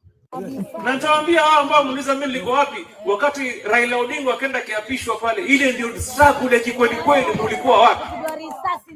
Na mimi mwenyewe ndo kamkaribisha, karibu baba uje wapishwe mimi Hassan Joho. Then you have the audacity today to ask me nilikuwa wapi? Ndio mchezo, mimi si nimenyamaza, lakini Nikiamua. Tell them. Naweza amua basi. Tell them. And I'm just saying this to you so that whenever you go, stand strong. Msiogope, sivyo? Stand solid, msitishwe. Tutakutana hapo mbele, sivyo? So nataka kumalizia nikisema jana nilivyokuwa natoka Malindi. Kitoka Malindi pale. Kuna bwana mmoja aliniita. Kaniambia bana, nimeona mko na umoja bana. Nyinyi mmebeba aspirations zetu nyingi. Tafadhali msiwachane. Sasa bana amekaa tu na kikanzu chake kimoja pale kana kibakora. Kamwambia inshallah. So mjue hapa leo hapa hivi picha ikitoka hivi kuna watu chini watakuwa na hope kubwa sana. Sana from immaterial of whatever situation we can still sit on one table and engage on matters ambazo zinahusu watu wetu leo. So mimi nataka niseme tu tuwe wepesi wa kusameheana when we wrong each other, tubebane na tushirikiane kwa karibu, sivyo? Tumekubaliana mambo ni matatu, tushirikiane, tuwe wepesi wa kubebana na kusameheana na tujenge nini umoja wetu. Yes, you've heard that. That is what is happening. Joho has already hit the ground. He've assembled his group. You know, the other faction, we are having Oparanya. And Oparanya, of course, is enjoying the support of the likes of Sifuna. Oparanya is also enjoying the support of most of the MPs from the Western Kenya. I don't know if a third group will be there. You know, this is what happens.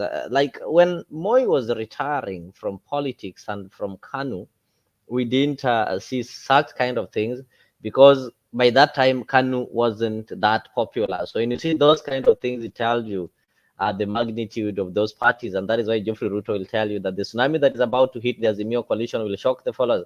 I think the faster they do this, the better, because they need to do this, fight over it, and get the person, then call for a meeting later, kwa wale hawatakuwa satisfied, so that they can unite and focus. But if they wait to do this thing, maybe a year towards the election, that is when it will be worse, because obviously what happens is that there will always be a brushing of shoulders and such kind of things. So they need to do it as early as possible. Once they are done with it, then they get back to reorganizing themselves. So there is Joho on the other end. The other end, there is Oparanya. And there are also people like Orengo, though they've not declared. And it's good you've been told that there are three positions. The first position is the leader of ODM, the party leader. The second position is the leader of Azimio. And the third one is a kingpin. So there are three positions. Being a kingpin, I don't know now what will happen with this, because Raila was not only a kingpin among the Luo community, but he would appoint kingpins to rule on his behalf, like people like Joho when you go to coast and such kind of things. So we don't know who is going to fill which position. Joho, I've already said Musitishwe, ako tayari. So Boniface, I know you are a follower and maybe a believer of ODM. Who do you think is the right person that is going to replace Raila in this kind of thing, and why? Or which kind of a person would you like to replace him? Actually, at this point, I would say no one. No one is having the qualifications to take over the leadership from Raila Amolo Odinga. They are trying. Hassan Joho, Oparanya, Babu Owino, the likes of Sifuna, Orengo, they are trying. But once you rate, once you weigh them, then it definitely it will tell you that these two guys, not unless they give us the 11th figure, then we are going to accept that they cannot perform well. But Joe, he has a lot of confidence, but I don't know where he gets this confidence from. You can hear him saying that he can win the election come 2027. But again, he doesn't know that he will be competing William Samoei Ruto. You know what I realized with Ruto when it comes to general election is he's very wise, and the team that composes William Ruto, that a team that surrounds him, it is not a joke.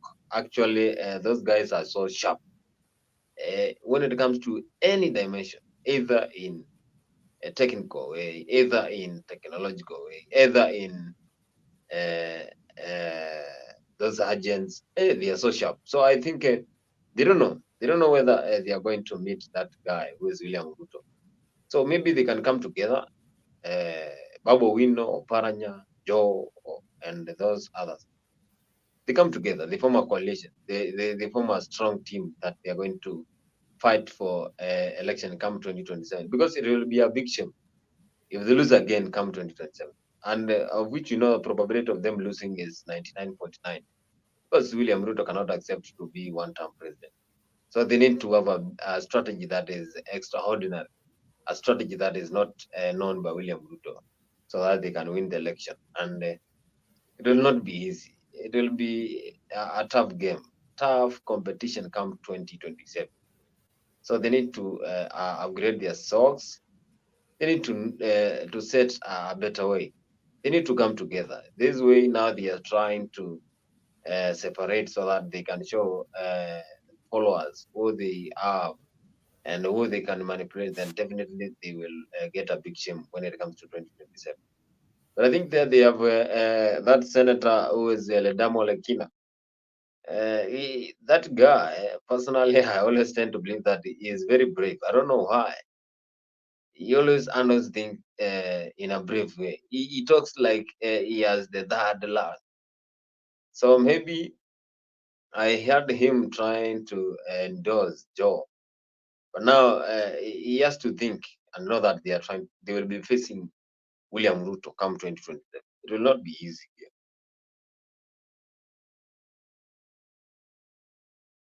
I get you. You've said none, it won't be easy. But at the end of the day, somebody will have to replace him. Already, Joho have started preparing the ground. He already started campaigning, so that is good for him.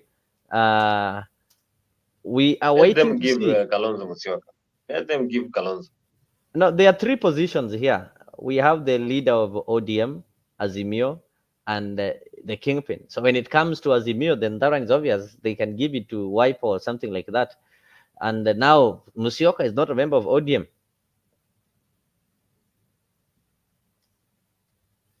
Eh? What do you have to say on that? They will face William Ruto. I think that they'll be facing William Ruto.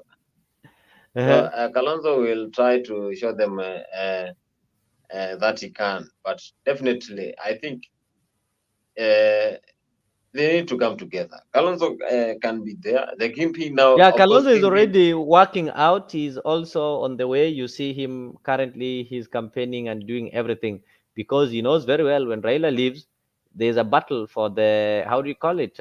So for Azimio. So he will have to prove to these other parties, that is members of ODM and the other members of the coalition that is now fit to replace Raila and become the leader of Azimio coalition. So you'll find that he've already started doing something. If you see him moving around the country, visiting places, holding rallies, trying to fit into that shoe, which to me, I think is a good move.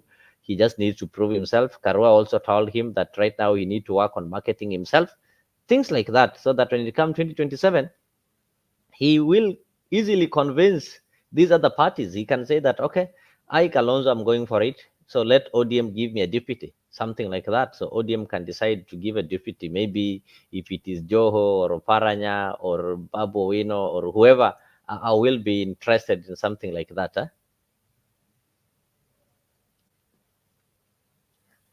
Did you see that Kalonzo is doing enough to prove himself?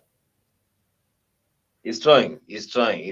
But I think it is that time. We discussed this. Let them support Wiper, Kalonzo Musyoka.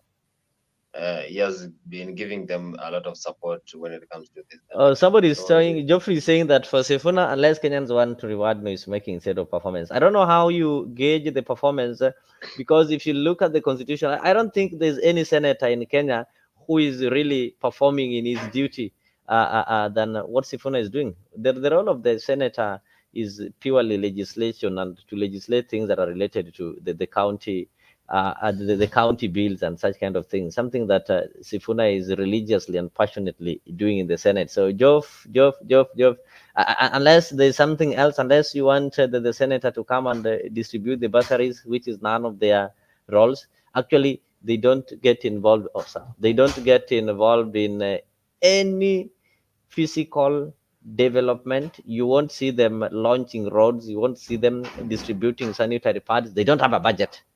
Their role is purely legislation. So if you have your senator who doesn't legislate in the Senate, kazi yake ni kuattend matanga na kuwanunulia coffins, that senator is not doing his or her job. That senator is not performing.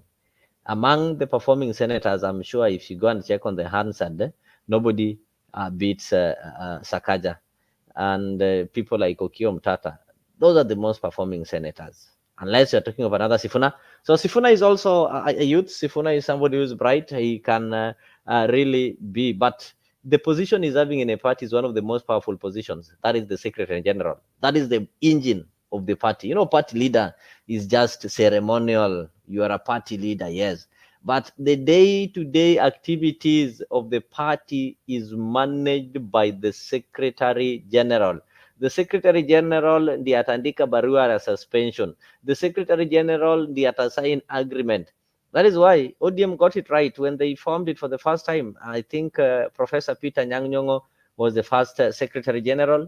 Then after that election, we had two Secretary Generals. That is that lady from Mombasa, Zani, and Ababu Namwamba.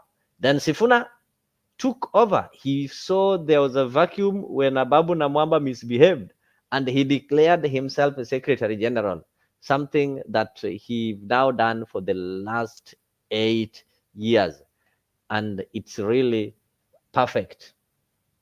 Yeah, no one in that list will have to be to face Ruto squarely. Sorry, but Kalonzo cannot move Ruto an inch, unfortunately. Sifuna is the only bull. That is true. I agree with you. I think Sifuna can, when groomed well, the only thing that Sifuna lacks is maybe the financial nipesa too, which in Kenya we can't wish away. You know, Kenyan politics is designed in a manner that when you're contesting, people expect you to spend millions and millions. You need to have money to run the campaigns. You want to be in Turkana in the morning, in the afternoon, you are in West Pokot, in the evening, you are in Mombasa. That one needs money. You want to attend every rally, I don't know, funerals and what. But Sifuna, the rest of the qualifications, he has it. And if people are not very careful, very soon, we are going to pull what Senegal have done by electing the younger gentleman, Mas, and we can do that. And if we do that, we are going to have one of the first youthful president, who will be Edwin Sifuna. So I hope it is not too late for Kalonzo, but he's on the right track. Kalonzo needs to be ruthless. Actually, Kalonzo is on the right track, but Kalonzo plays politics of diplomacy. Ile politics ya kubembelezana na kuongea polepole. And that one in Kenya, you can't. In Kenya, they need people who are ruthless. You saw the way Gachagua, right now, he's now apologizing for his being ruthless. The way he used to abuse the former president, Adi aingize Adi mama yake, the way Ruto used to talk and such kind of things. Kenya need somebody who is aggressive. So that is the only thing that is working against Kalonzo. Inspire women say watachangia Sifuna. That one can be good. That one can be good. Sifuna is equal to the task. He is equal to the task, and I also believe that Sifuna can make it. He's the only person that is currently feared. Yeah, you know, people like Orengo, they retired. They used their they've used their youthful energy. They used to be powerhouses. They used to be strong, but right now you don't expect Orengo to be on the streets. You don't expect Orengo to be that fierce. So right now we have people like Sifuna. who are smart and have got the energy. Boniface, back to you. These guys have said, yeah. What I can say is they need to stand firm, and they focus on how they are going to compete with William Ruto come 2027. It will not be easy. It will not be easy. And what I can see good here is trying to tell us the truth that these two guys will always make sure that they compete. But the competition now is going to be very steep. And if I can say is we have leaders who can be the next king and the leader of me, but again, they don't have that support, not unless Raila Amolo Odinga transfers the support he has been having. You know, Raila Amolo Odinga can even finance himself to carry on the campaign. So here now we will wait. I think we shall wait. We need to wait so that we can know what is in the head of Raila Amolo Odinga. Because of course he knows who is going to appoint, and after the consultation, then they are going to give us the next king beings and also the leaders for us. So I think let's wait, and as they organize, as they make that list, then they know they are going to face William Ruto 2027. You can listen to that. Asante sana naibu wa rais Mheshimiwa Rigathi Gachagua, gavana wangu wa jiji la Nairobi Mheshimiwa Johnson Sakaja, naibu wa gavana Nyeri, Senator wa Nyeri ambaye ni mwenyekiti wa kamati ya Kawi, mwenyekiti wangu, viongozi wote ambao wamefika hapa kumfariji ndugu yetu Meja Dong, viongozi wa kanisa, na wasalimu kwa jina la Yesu Kristo. Hamjambo. Hamjambo tena. Vile ambavyo Mheshimiwa wa Mkuruini, rafiki yangu huyu Mheshimiwa Kagushia, amesema watu wa Nairobi huwa tunakuwa na umoja sana. Nataka nikuelezee ya kwamba huyu ndugu yangu Meja Dong alichaguliwa katika eneo bunge la Embakasi ya Kati na tiketi ya chama cha UDA. Lakini watu wa Embakasi Central wakifika kwa ballot ya Senate walipigia mtu ya ODM, Mheshimiwa naibu wa rais. Katika constituency yake huyu jamaa alinitafutia kura. Ni vile alisema nisichome, nitangaze wazi. Aliniombea kura na nikapata 52% of the vote in Embakasi Central. Wakati ambapo kiongozi wowote wa Nairobi anapata shida, mheshimiwa, huwa tunasimama kwa kipamoja. Hata na mimi mwaka uliopita nilipoteza baba yangu mkubwa, hawa jamaa ndio waliweka lile hema kama hili wa viongozi wote wa Nairobi, kuanzia kwa governor hadi kwa MCAs wetu. Kwa hivyo tuko hapa kwa niaba ya sisi wote kama watu wa Nairobi. Meja Dong, wewe ni rafiki yangu. Ukipoteza baba yako lazima nije nisimame na wewe. Pole sikupata nafasi kuja nyumbani kule Nairobi, lakini nilisema lazima nifike hapa ili niweze kusema pole, kwa sababu wewe ni mmoja wetu. Nataka Mungu akupe nguvu na subra pamoja na familia yako ya kuweza kustahimili msiba huu ambao umeupata. Mimi nitasema mambo mawili peke yake. Mheshimiwa naibu wa rais, mimi siwezi jiita rafiki yako, ukweli tu. Sisi sio marafiki, hata leo ndio mara ya kwanza tumepatana hapa. Lakini nataka kukuambia mimi sinaga ubaya na wewe. Hakuna kitu chochote ambacho kinaleta uhasama. Hata huyu rafiki yangu hapa Kagushia juzi alisema kwa TV kichwa yangu ni kubwa sana. Mheshimiwa naibu rais, na unajua mimi ni Mluya. Sasa alikuwa anataka nifanye namna gani? Sisi watu wa Luya kila kitu ni kubwa. Ukiangalia size ya kiatu nimevaa, uangalie kichwa, uangalie mapua, kila kitu ni kubwa. Kwa hivyo Mheshimiwa naibu wa rais, ile mambo ambayo ilikuwa inatuletea tofauti, mimi naona ni kama inaenda ikipungua. Kwa sababu nilifurahi sana, nilisikia juzi hata we mwenyewe ukasema ya kwamba mumeangalia wakati ya implementation na mswada wa fedha mwaka uliopita, implementation ya ile taxation ambao umeweka. Wananchi wenu wenyewe wanawaambia kuna mahali kiatu kinawafinya, wanataka turekebishe hiyo sheria ya ushuru. Haswa wale wakulima wa avocado. Ama nilisikia mambo yangu, walisema turekebishe. Kwa hivyo Mheshimiwa naibu wa rais, nataka kukuambia wakati ambapo mtafanya marekebisho kwa huu mswada, kwa sababu ile kelele yote ulikuwa unasikia tunapiga, ilikuwa kwa sababu ya kusema kwamba kuna masuala ambaye tunaweza kuangalia turekebishe. Utaleta hiyo mswada, mimi na Kagushia huyu hako nyuma yangu, tutafanya ile mabadiliko inahitajika ili wakulima wetu wasiendelee kung'ang'ana. Ile mambo ingine ile ilikuwa inafanya tunaleta tofauti ni vile ulikuwa unasema watu kama Sifuna hawana shares katika hii nchi. Lakini nilikuja nikasikia wewe mwenyewe ukasema ya kwamba lazima ili tujenge nchi, kila Mkenya ajisikie kwamba yeye yuko ndani ya serikali hii na yuko ndani ya nchi hii ya Kenya. Tukamalizana na hiyo maneno. Kwa Kwa hivyo mimi sina ubaya na wewe, mimi nakutakia kila laheri. Sisi kama watu wa upinzani, kazi yetu ni kukosoa serikali wakati ambapo inaenda mrama. Jambo la mwisho kwa gavana wangu wa Nairobi, Mheshimiwa Sakaja, mimi nataka nikuombe, kwa sababu mimi nakujua kama muungwana. Wale ndugu zetu ambao wanatufanyia huduma ya afya kule Nairobi, madaktari wetu, hakuna haja ya kuanza kutisha watu. Hakuna haja ya kuanza kupiga watu kama Secretary General wa KMPDU tear gas. Unajua hiyo watu hawajazoea hiyo vitu. Hao ni madaktari wamekaa kwa shule miaka 6, wao wanakuja kusaidia tu wananchi. Ita hao watu mketi, msuluhishe ile mambo ambayo iko pale, badala ya kutoa vitisho ya kusema sijui msiporudi kazi mtafanya namna gani. That is not the way to go. Na huyo SG mimi nilimpigia simu nikamwambia, usione SG wa ODM anavaa sufuria kwa kichwa wakati ya maandamano ukafikiria yeye ni wazimu. Hiyo tear gas ilikugonga kichwa, kama ungekuwa na sufuria ungelala hospitali vile ulilala. Asante sana, Mungu awabariki.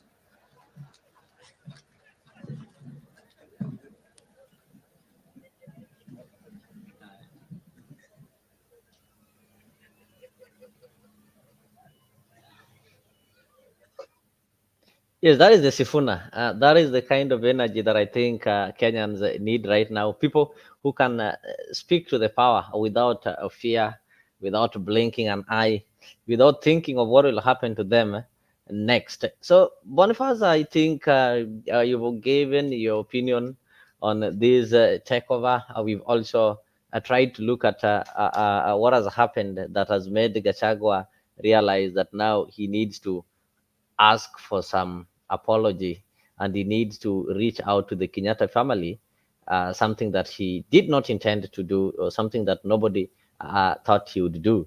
So I just want to give you few minutes just to give you a parting shot as we wind up this, but you'll do that one after this short break. Join us every Friday from 8 p.m. to 9 p.m. for a captivating journey into the world of love, relationships, and romance. Presented by the dynamic trio Maggie Knox, MC Jesse, and Annie Oweru, Bed of Roses. Promises to be your weekly dose of heartwarming stories, insightful discussions, and expert advice on matters of the heart. Whether you're single, in a relationship, or simply love a good love story, this is the show for you. Don't miss out on the chance to unwind and indulge in the joys and challenges of love, all brought to you by our talented hosts. Tune into Africa 24 every Friday from 8 p.m. to 9 p.m. Let us guide you through the enchanting world of Bed of Roses. Subscribe now and mark your calendars. You don't want to miss this. See you there.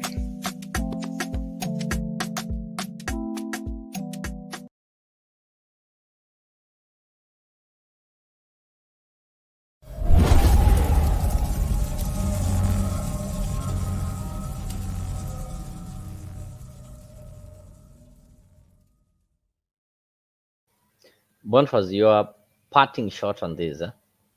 Thank you, Mr. Leo, and I think this was a wonderful conversation that we have had today. And what I can say is that we have shared ideas on today's political arena. We have discussed, we have educated our followers, we have informed them, because it is here in Africa whereby you get informed and you get educated and know what is happening when it comes to political things. And again, I want to thank our followers who has been with us since we started the show. Up to now, we are trying to end the show, and I will always appreciate them, because if it is not about them, then definitely we will not be here, because we need their support so that we can pioneer our Africa 24 channel. And our active ambassadors here, Goodyear has been here, and we need to promote him so that he can be the communication person for this channel, because he has been active in every dimension.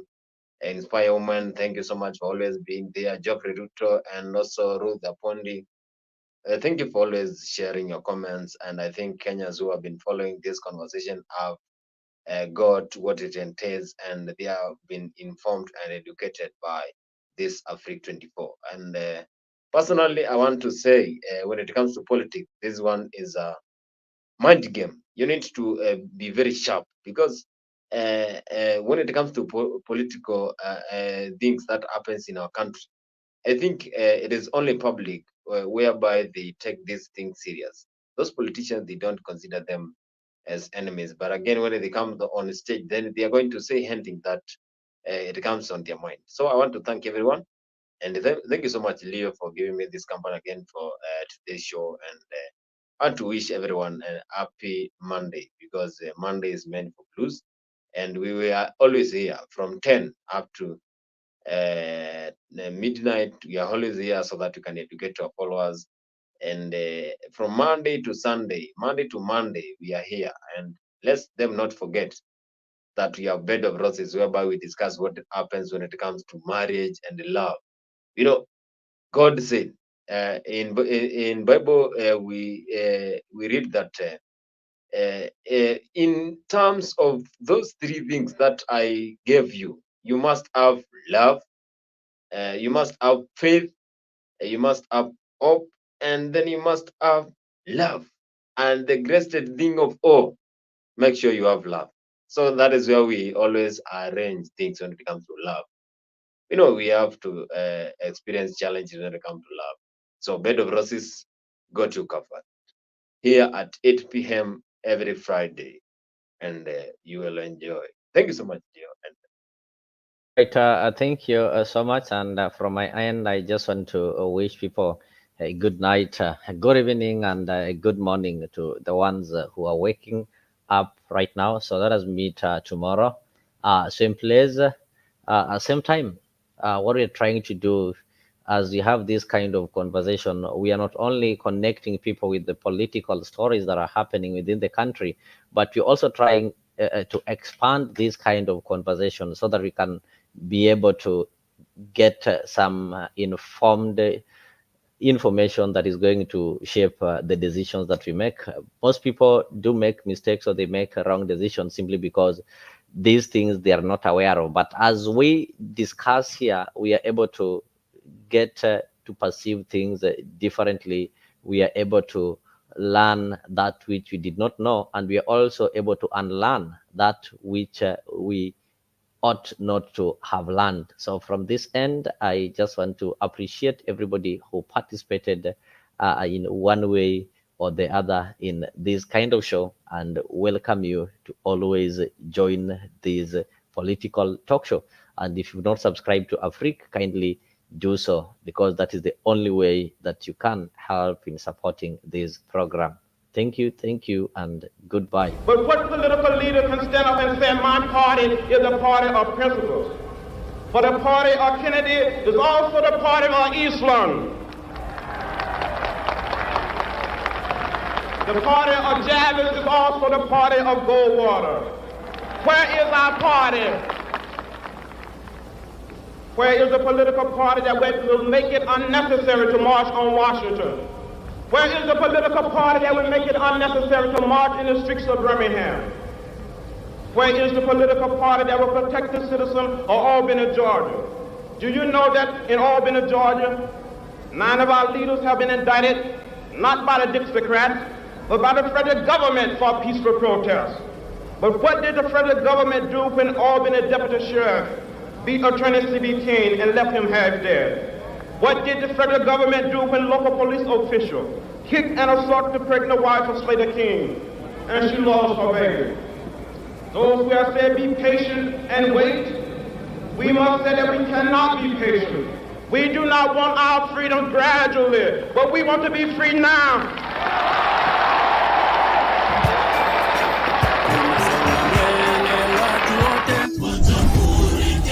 Tunasonga mbele watu wote wa Jamhuri Kenya yetu. Haya sisi sote wananchi tushangilie. Eko Jamhuri, eko Jamhuri, sote eko Jamhuri, Kenya yetu yaenda mbele. Eko Jamhuri, sote eko Jamhuri, eko Jamhuri, Kenya yetu yaenda mbele. Mwaka wa 60 umefika, tangu Kenya iwe huru. Mwaka wa 60 umefika, tangu Kenya iwe huru. Haya sisi sote wananchi tushangilie. Eko Jamhuri, eko Jamhuri, sote eko Jamhuri, Kenya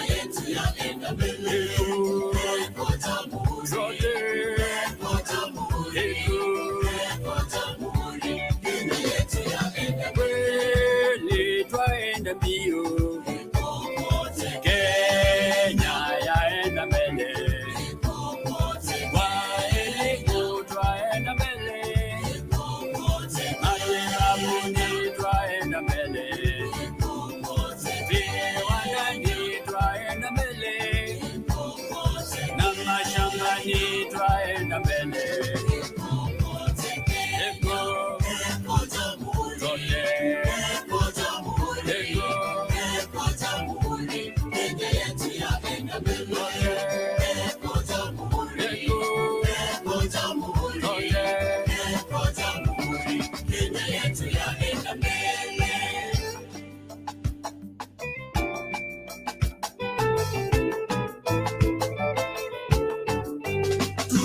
Tunajivunia Kenya nchi yetu, kweli yapendeza, kweli yavutia.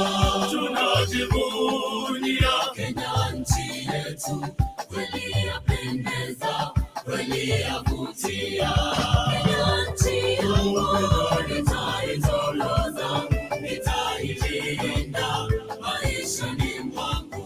Kenya nchi yangu nitaitoloza, nitailinda maishani mwangu. Ziwa la Victoria linaunganisha Kenya na Uganda, Kenya na Tanzania. Fika Mombasa, mitoa bahari, ogelea maji, jua tamu kupata. Kenya nchi yangu nitaitoloza, nitailinda maishani mwangu. Kenya nchi yangu nitaitoloza, nitailinda maishani mwangu.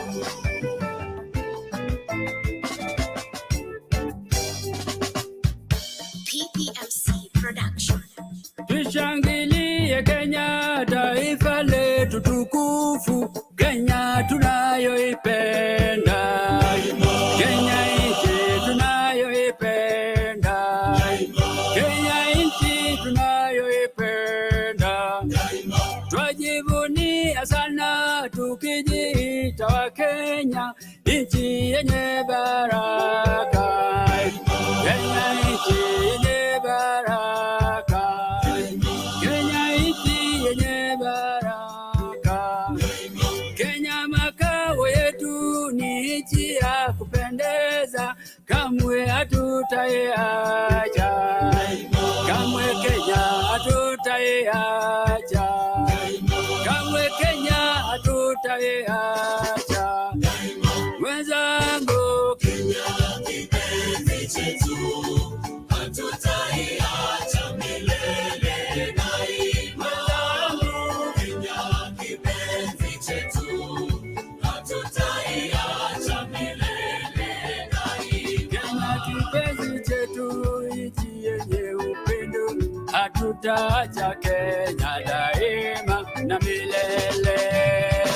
Kenya kipenzi chetu, hatutaiacha milele daima. Kenya kipenzi chetu, hatutaiacha milele daima. Tumeapa sote wananchi wa Kenya kutumikia Kenya daima na milele. Kenya kipenzi chetu, hatutaiacha milele daima. Kenya kipenzi chetu, hatutaiacha milele daima. Sitaiacha Kenya nchi yangu, na nikienda ng'ambo nitarudi. Sitadanganya kamwe na wageni, wala sitapotoshwa na wabaya. Sitasaliti Kenya nchi yangu. But what political leaders can stand up and say, my party is a party of principles? But the party of Kennedy is also the party of Islam. The party of Javits is also the party of Goldwater. Where is our party? Where is the political party that will make it unnecessary to march on Washington? Where is the political party that will make it unnecessary to march in the streets of Birmingham? Where is the political party that will protect the citizen of Albany, Georgia? Do you know that in Albany, Georgia,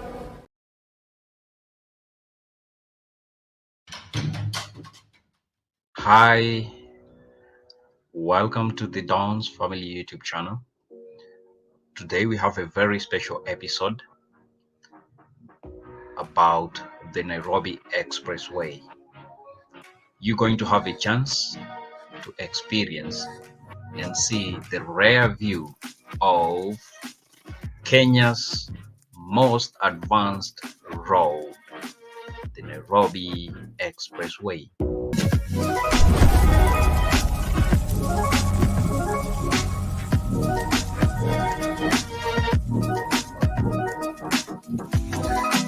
Join us every Friday from 8 p.m. to 9 p.m. for a captivating journey into the world of love, relationships, and romance. Presented by the dynamic trio Maggie MC Jesse, and Annie Oweru, Bed of Roses. Promises to be your weekly dose of heartwarming stories, insightful discussions, and expert advice on matters of the heart. Whether you're single, in a relationship, or simply love a good love story, this is the show for you. Don't miss out on the chance to unwind and indulge in the joys and challenges of love, all brought to you by our talented hosts. Tune into Africa 24 every Friday from 8 p.m. to 9 p.m. Let us guide you through the enchanting world of Bed of Roses. Subscribe now and mark your calendars. You don't want to miss this. See you there.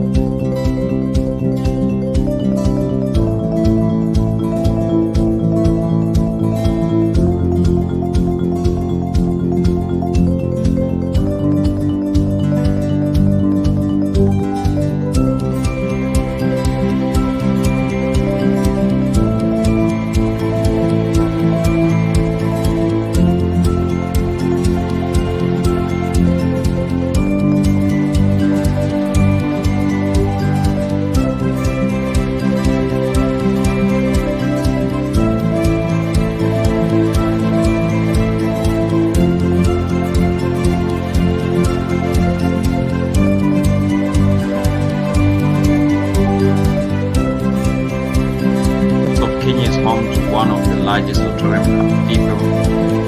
Today you have a chance to see one of the largest auditoriums in Africa. I'm talking about Bomas of Kenya. This is a tourist village in Lang'ata, in Nairobi. Bomas, which means homesteads, displays traditional village belonging to the several Kenyan tribes. So Bomas of Kenya is home to one of the largest auditorium in Africa, as I said, and it's located approximately just 10 kilometers from the central business district.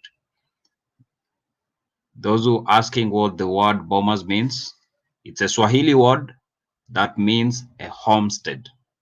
That's why it is Bomas in plural. So Bomas was established in 1971 and it's a tourist attraction, actually the leading national heritage that preserves, maintains, and promotes the rich and diverse cultural values of various tribal groups of Kenya. Join with me as we head to the Bomas of Kenya, where you're going to have a chance to see the traditional villages, the homesteads, how they were set up, and you also have a chance to experience the good food services, nice restaurant, with nice meals. You also have a chance to see traditional dances as well as entertainment from top acrobats. Thank you, and let's have time at the Bomas. So this is Bomas of Kenya. If you go this way, you go to the traditional homesteads. This is the self-guiding trail. You can see the major tribes listed and then the map to different homesteads. Like this one, here it is, there's Taita Homestead, Mijikenda Homestead, Kuria and Kisi. Nice. So right here, there is the Baraza Hall. The Baraza Hall looks quite interesting. Baraza is a Swahili word which means the small meetings called by village elders and the chiefs. They are called barazas. And so this signifies a hall where such meetings are held.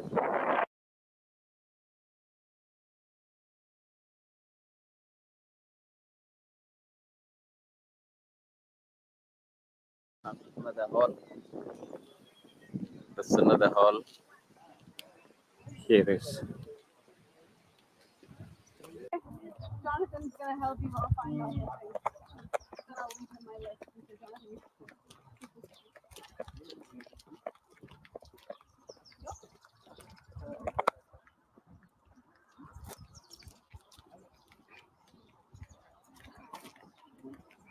So here is the conference center at Bomas of Kenya. And this is Baraza Hall. That's Baraza Hall, Baraza Hall.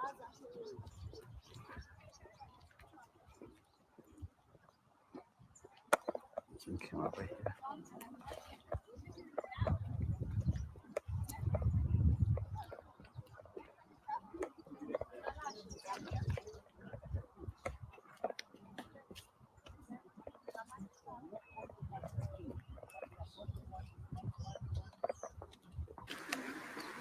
Taita. So we Taita village. This is how it is. So you come with me. You can have a look at the Taita village at Bomas of Kenya. What's the husband? Husband hut. So this is how the setup. Yeah, the setup was. So the husband's hut was the biggest, and that's how it looked like. So you can see this is the husband's hut, and then here we have the sons, the married son's hut. It's relatively bigger. The married son's hut. So guys, this is one of the huts, Taita village, typical Taita village at Bomas of Kenya. So I'm gonna have show you around a little bit. This is how the huts look like. Yeah, you can see from inside here. Oh my, wow! You can try show them. Yeah. That's how the hut look like. This is the husband's hut in a typical Taita village. That's how it looked like, the homestead. And so here we are. This is the married son's hut, relatively bigger compared to the husband's hut, or the dad's hut. That's how it was. And then pretty nice. You can see the 3 stones, the fireplace. Then here it is. There is the third wife's hut. You can see it over there. The 3 wives' granary. And here we have the first wife's granary, the storage where they used to store the cereals and all that. Here it is. Yeah, that's a typical granary. You can see that. Nice one. Beautiful. And then the second wife's granary. There it is. Beautiful. Nice one. Then good. So the first wife's hut, right? That's how the Taita home setup was. You can see that. That's the place. You look at the hut. Yeah, looks nice. Beautiful. That's nice. Yeah, it's great. Yeah, I think that's okay. Yeah, this is the Mijikenda typical home setup, and this is the gate. And so you look at this. They had a watchtower. Look at the village. So they had a watchtower. Here is the store for dried vegetables. That's how the Mijikendas used to set up their homestead. Then right here we have here another structure. Look at that. That's awesome. Made of grass and sticks. And then here we are. There is the second wife's hut. This is how the setup looked like. And that, I suppose, was the first wife's hut. Yeah, so that's how typical Mijikenda homestead look like. Yeah, this is the structure for the first wife. It's a little bit bigger than the rest. Yeah, that was something that signifies the powers and privileges that come along being when you are the first wife. Yeah, so this, come with me. You can see in here. Yeah, that's how it is. You can see inside. Can you see it? Oh my, can you see that? Yeah. It's beautiful. Oh, look at that. Look at that. How nice. Yeah, that's how the structures look like. Thank you for visiting the traditional homesteads. Yes. So here you can read this. Thank you for visiting traditional homesteads. That's another hall. Here it is. Awesome. So that's basically how Bomas of Kenya looks like. Yeah, more structures here. There's more structures. The Bomas of Kenya. Yeah. So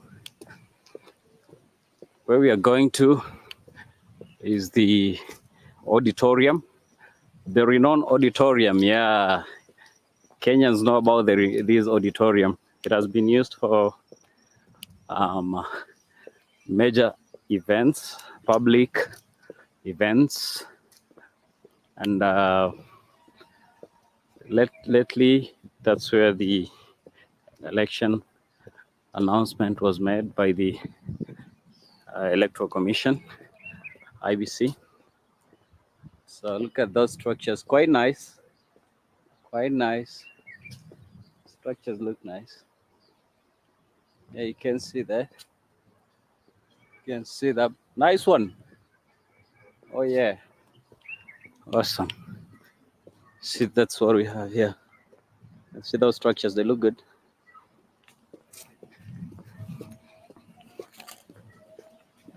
It's beautiful. Yeah.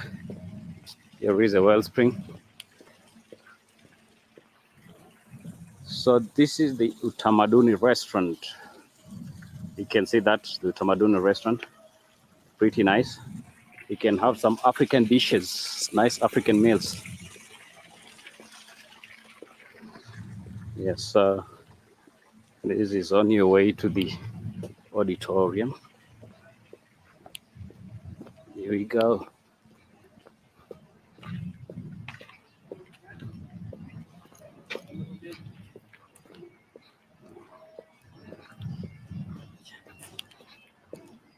Yes, so this is the auditorium. Yeah, I'm gonna show you how it looks like inside right now, so you can see a view of that. This is the auditorium. So you come with me. Let's see how the auditorium looks like.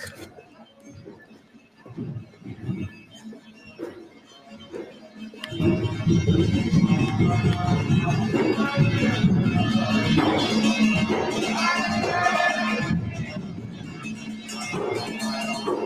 are they seated?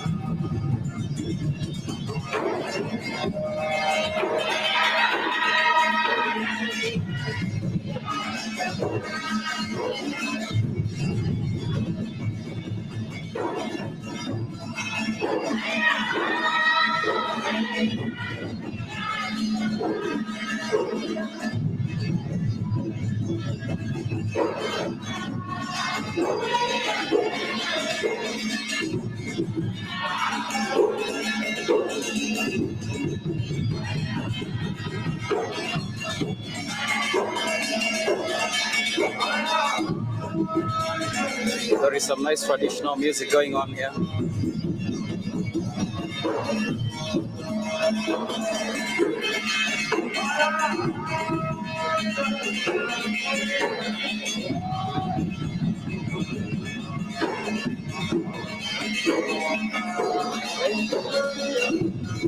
Sorry.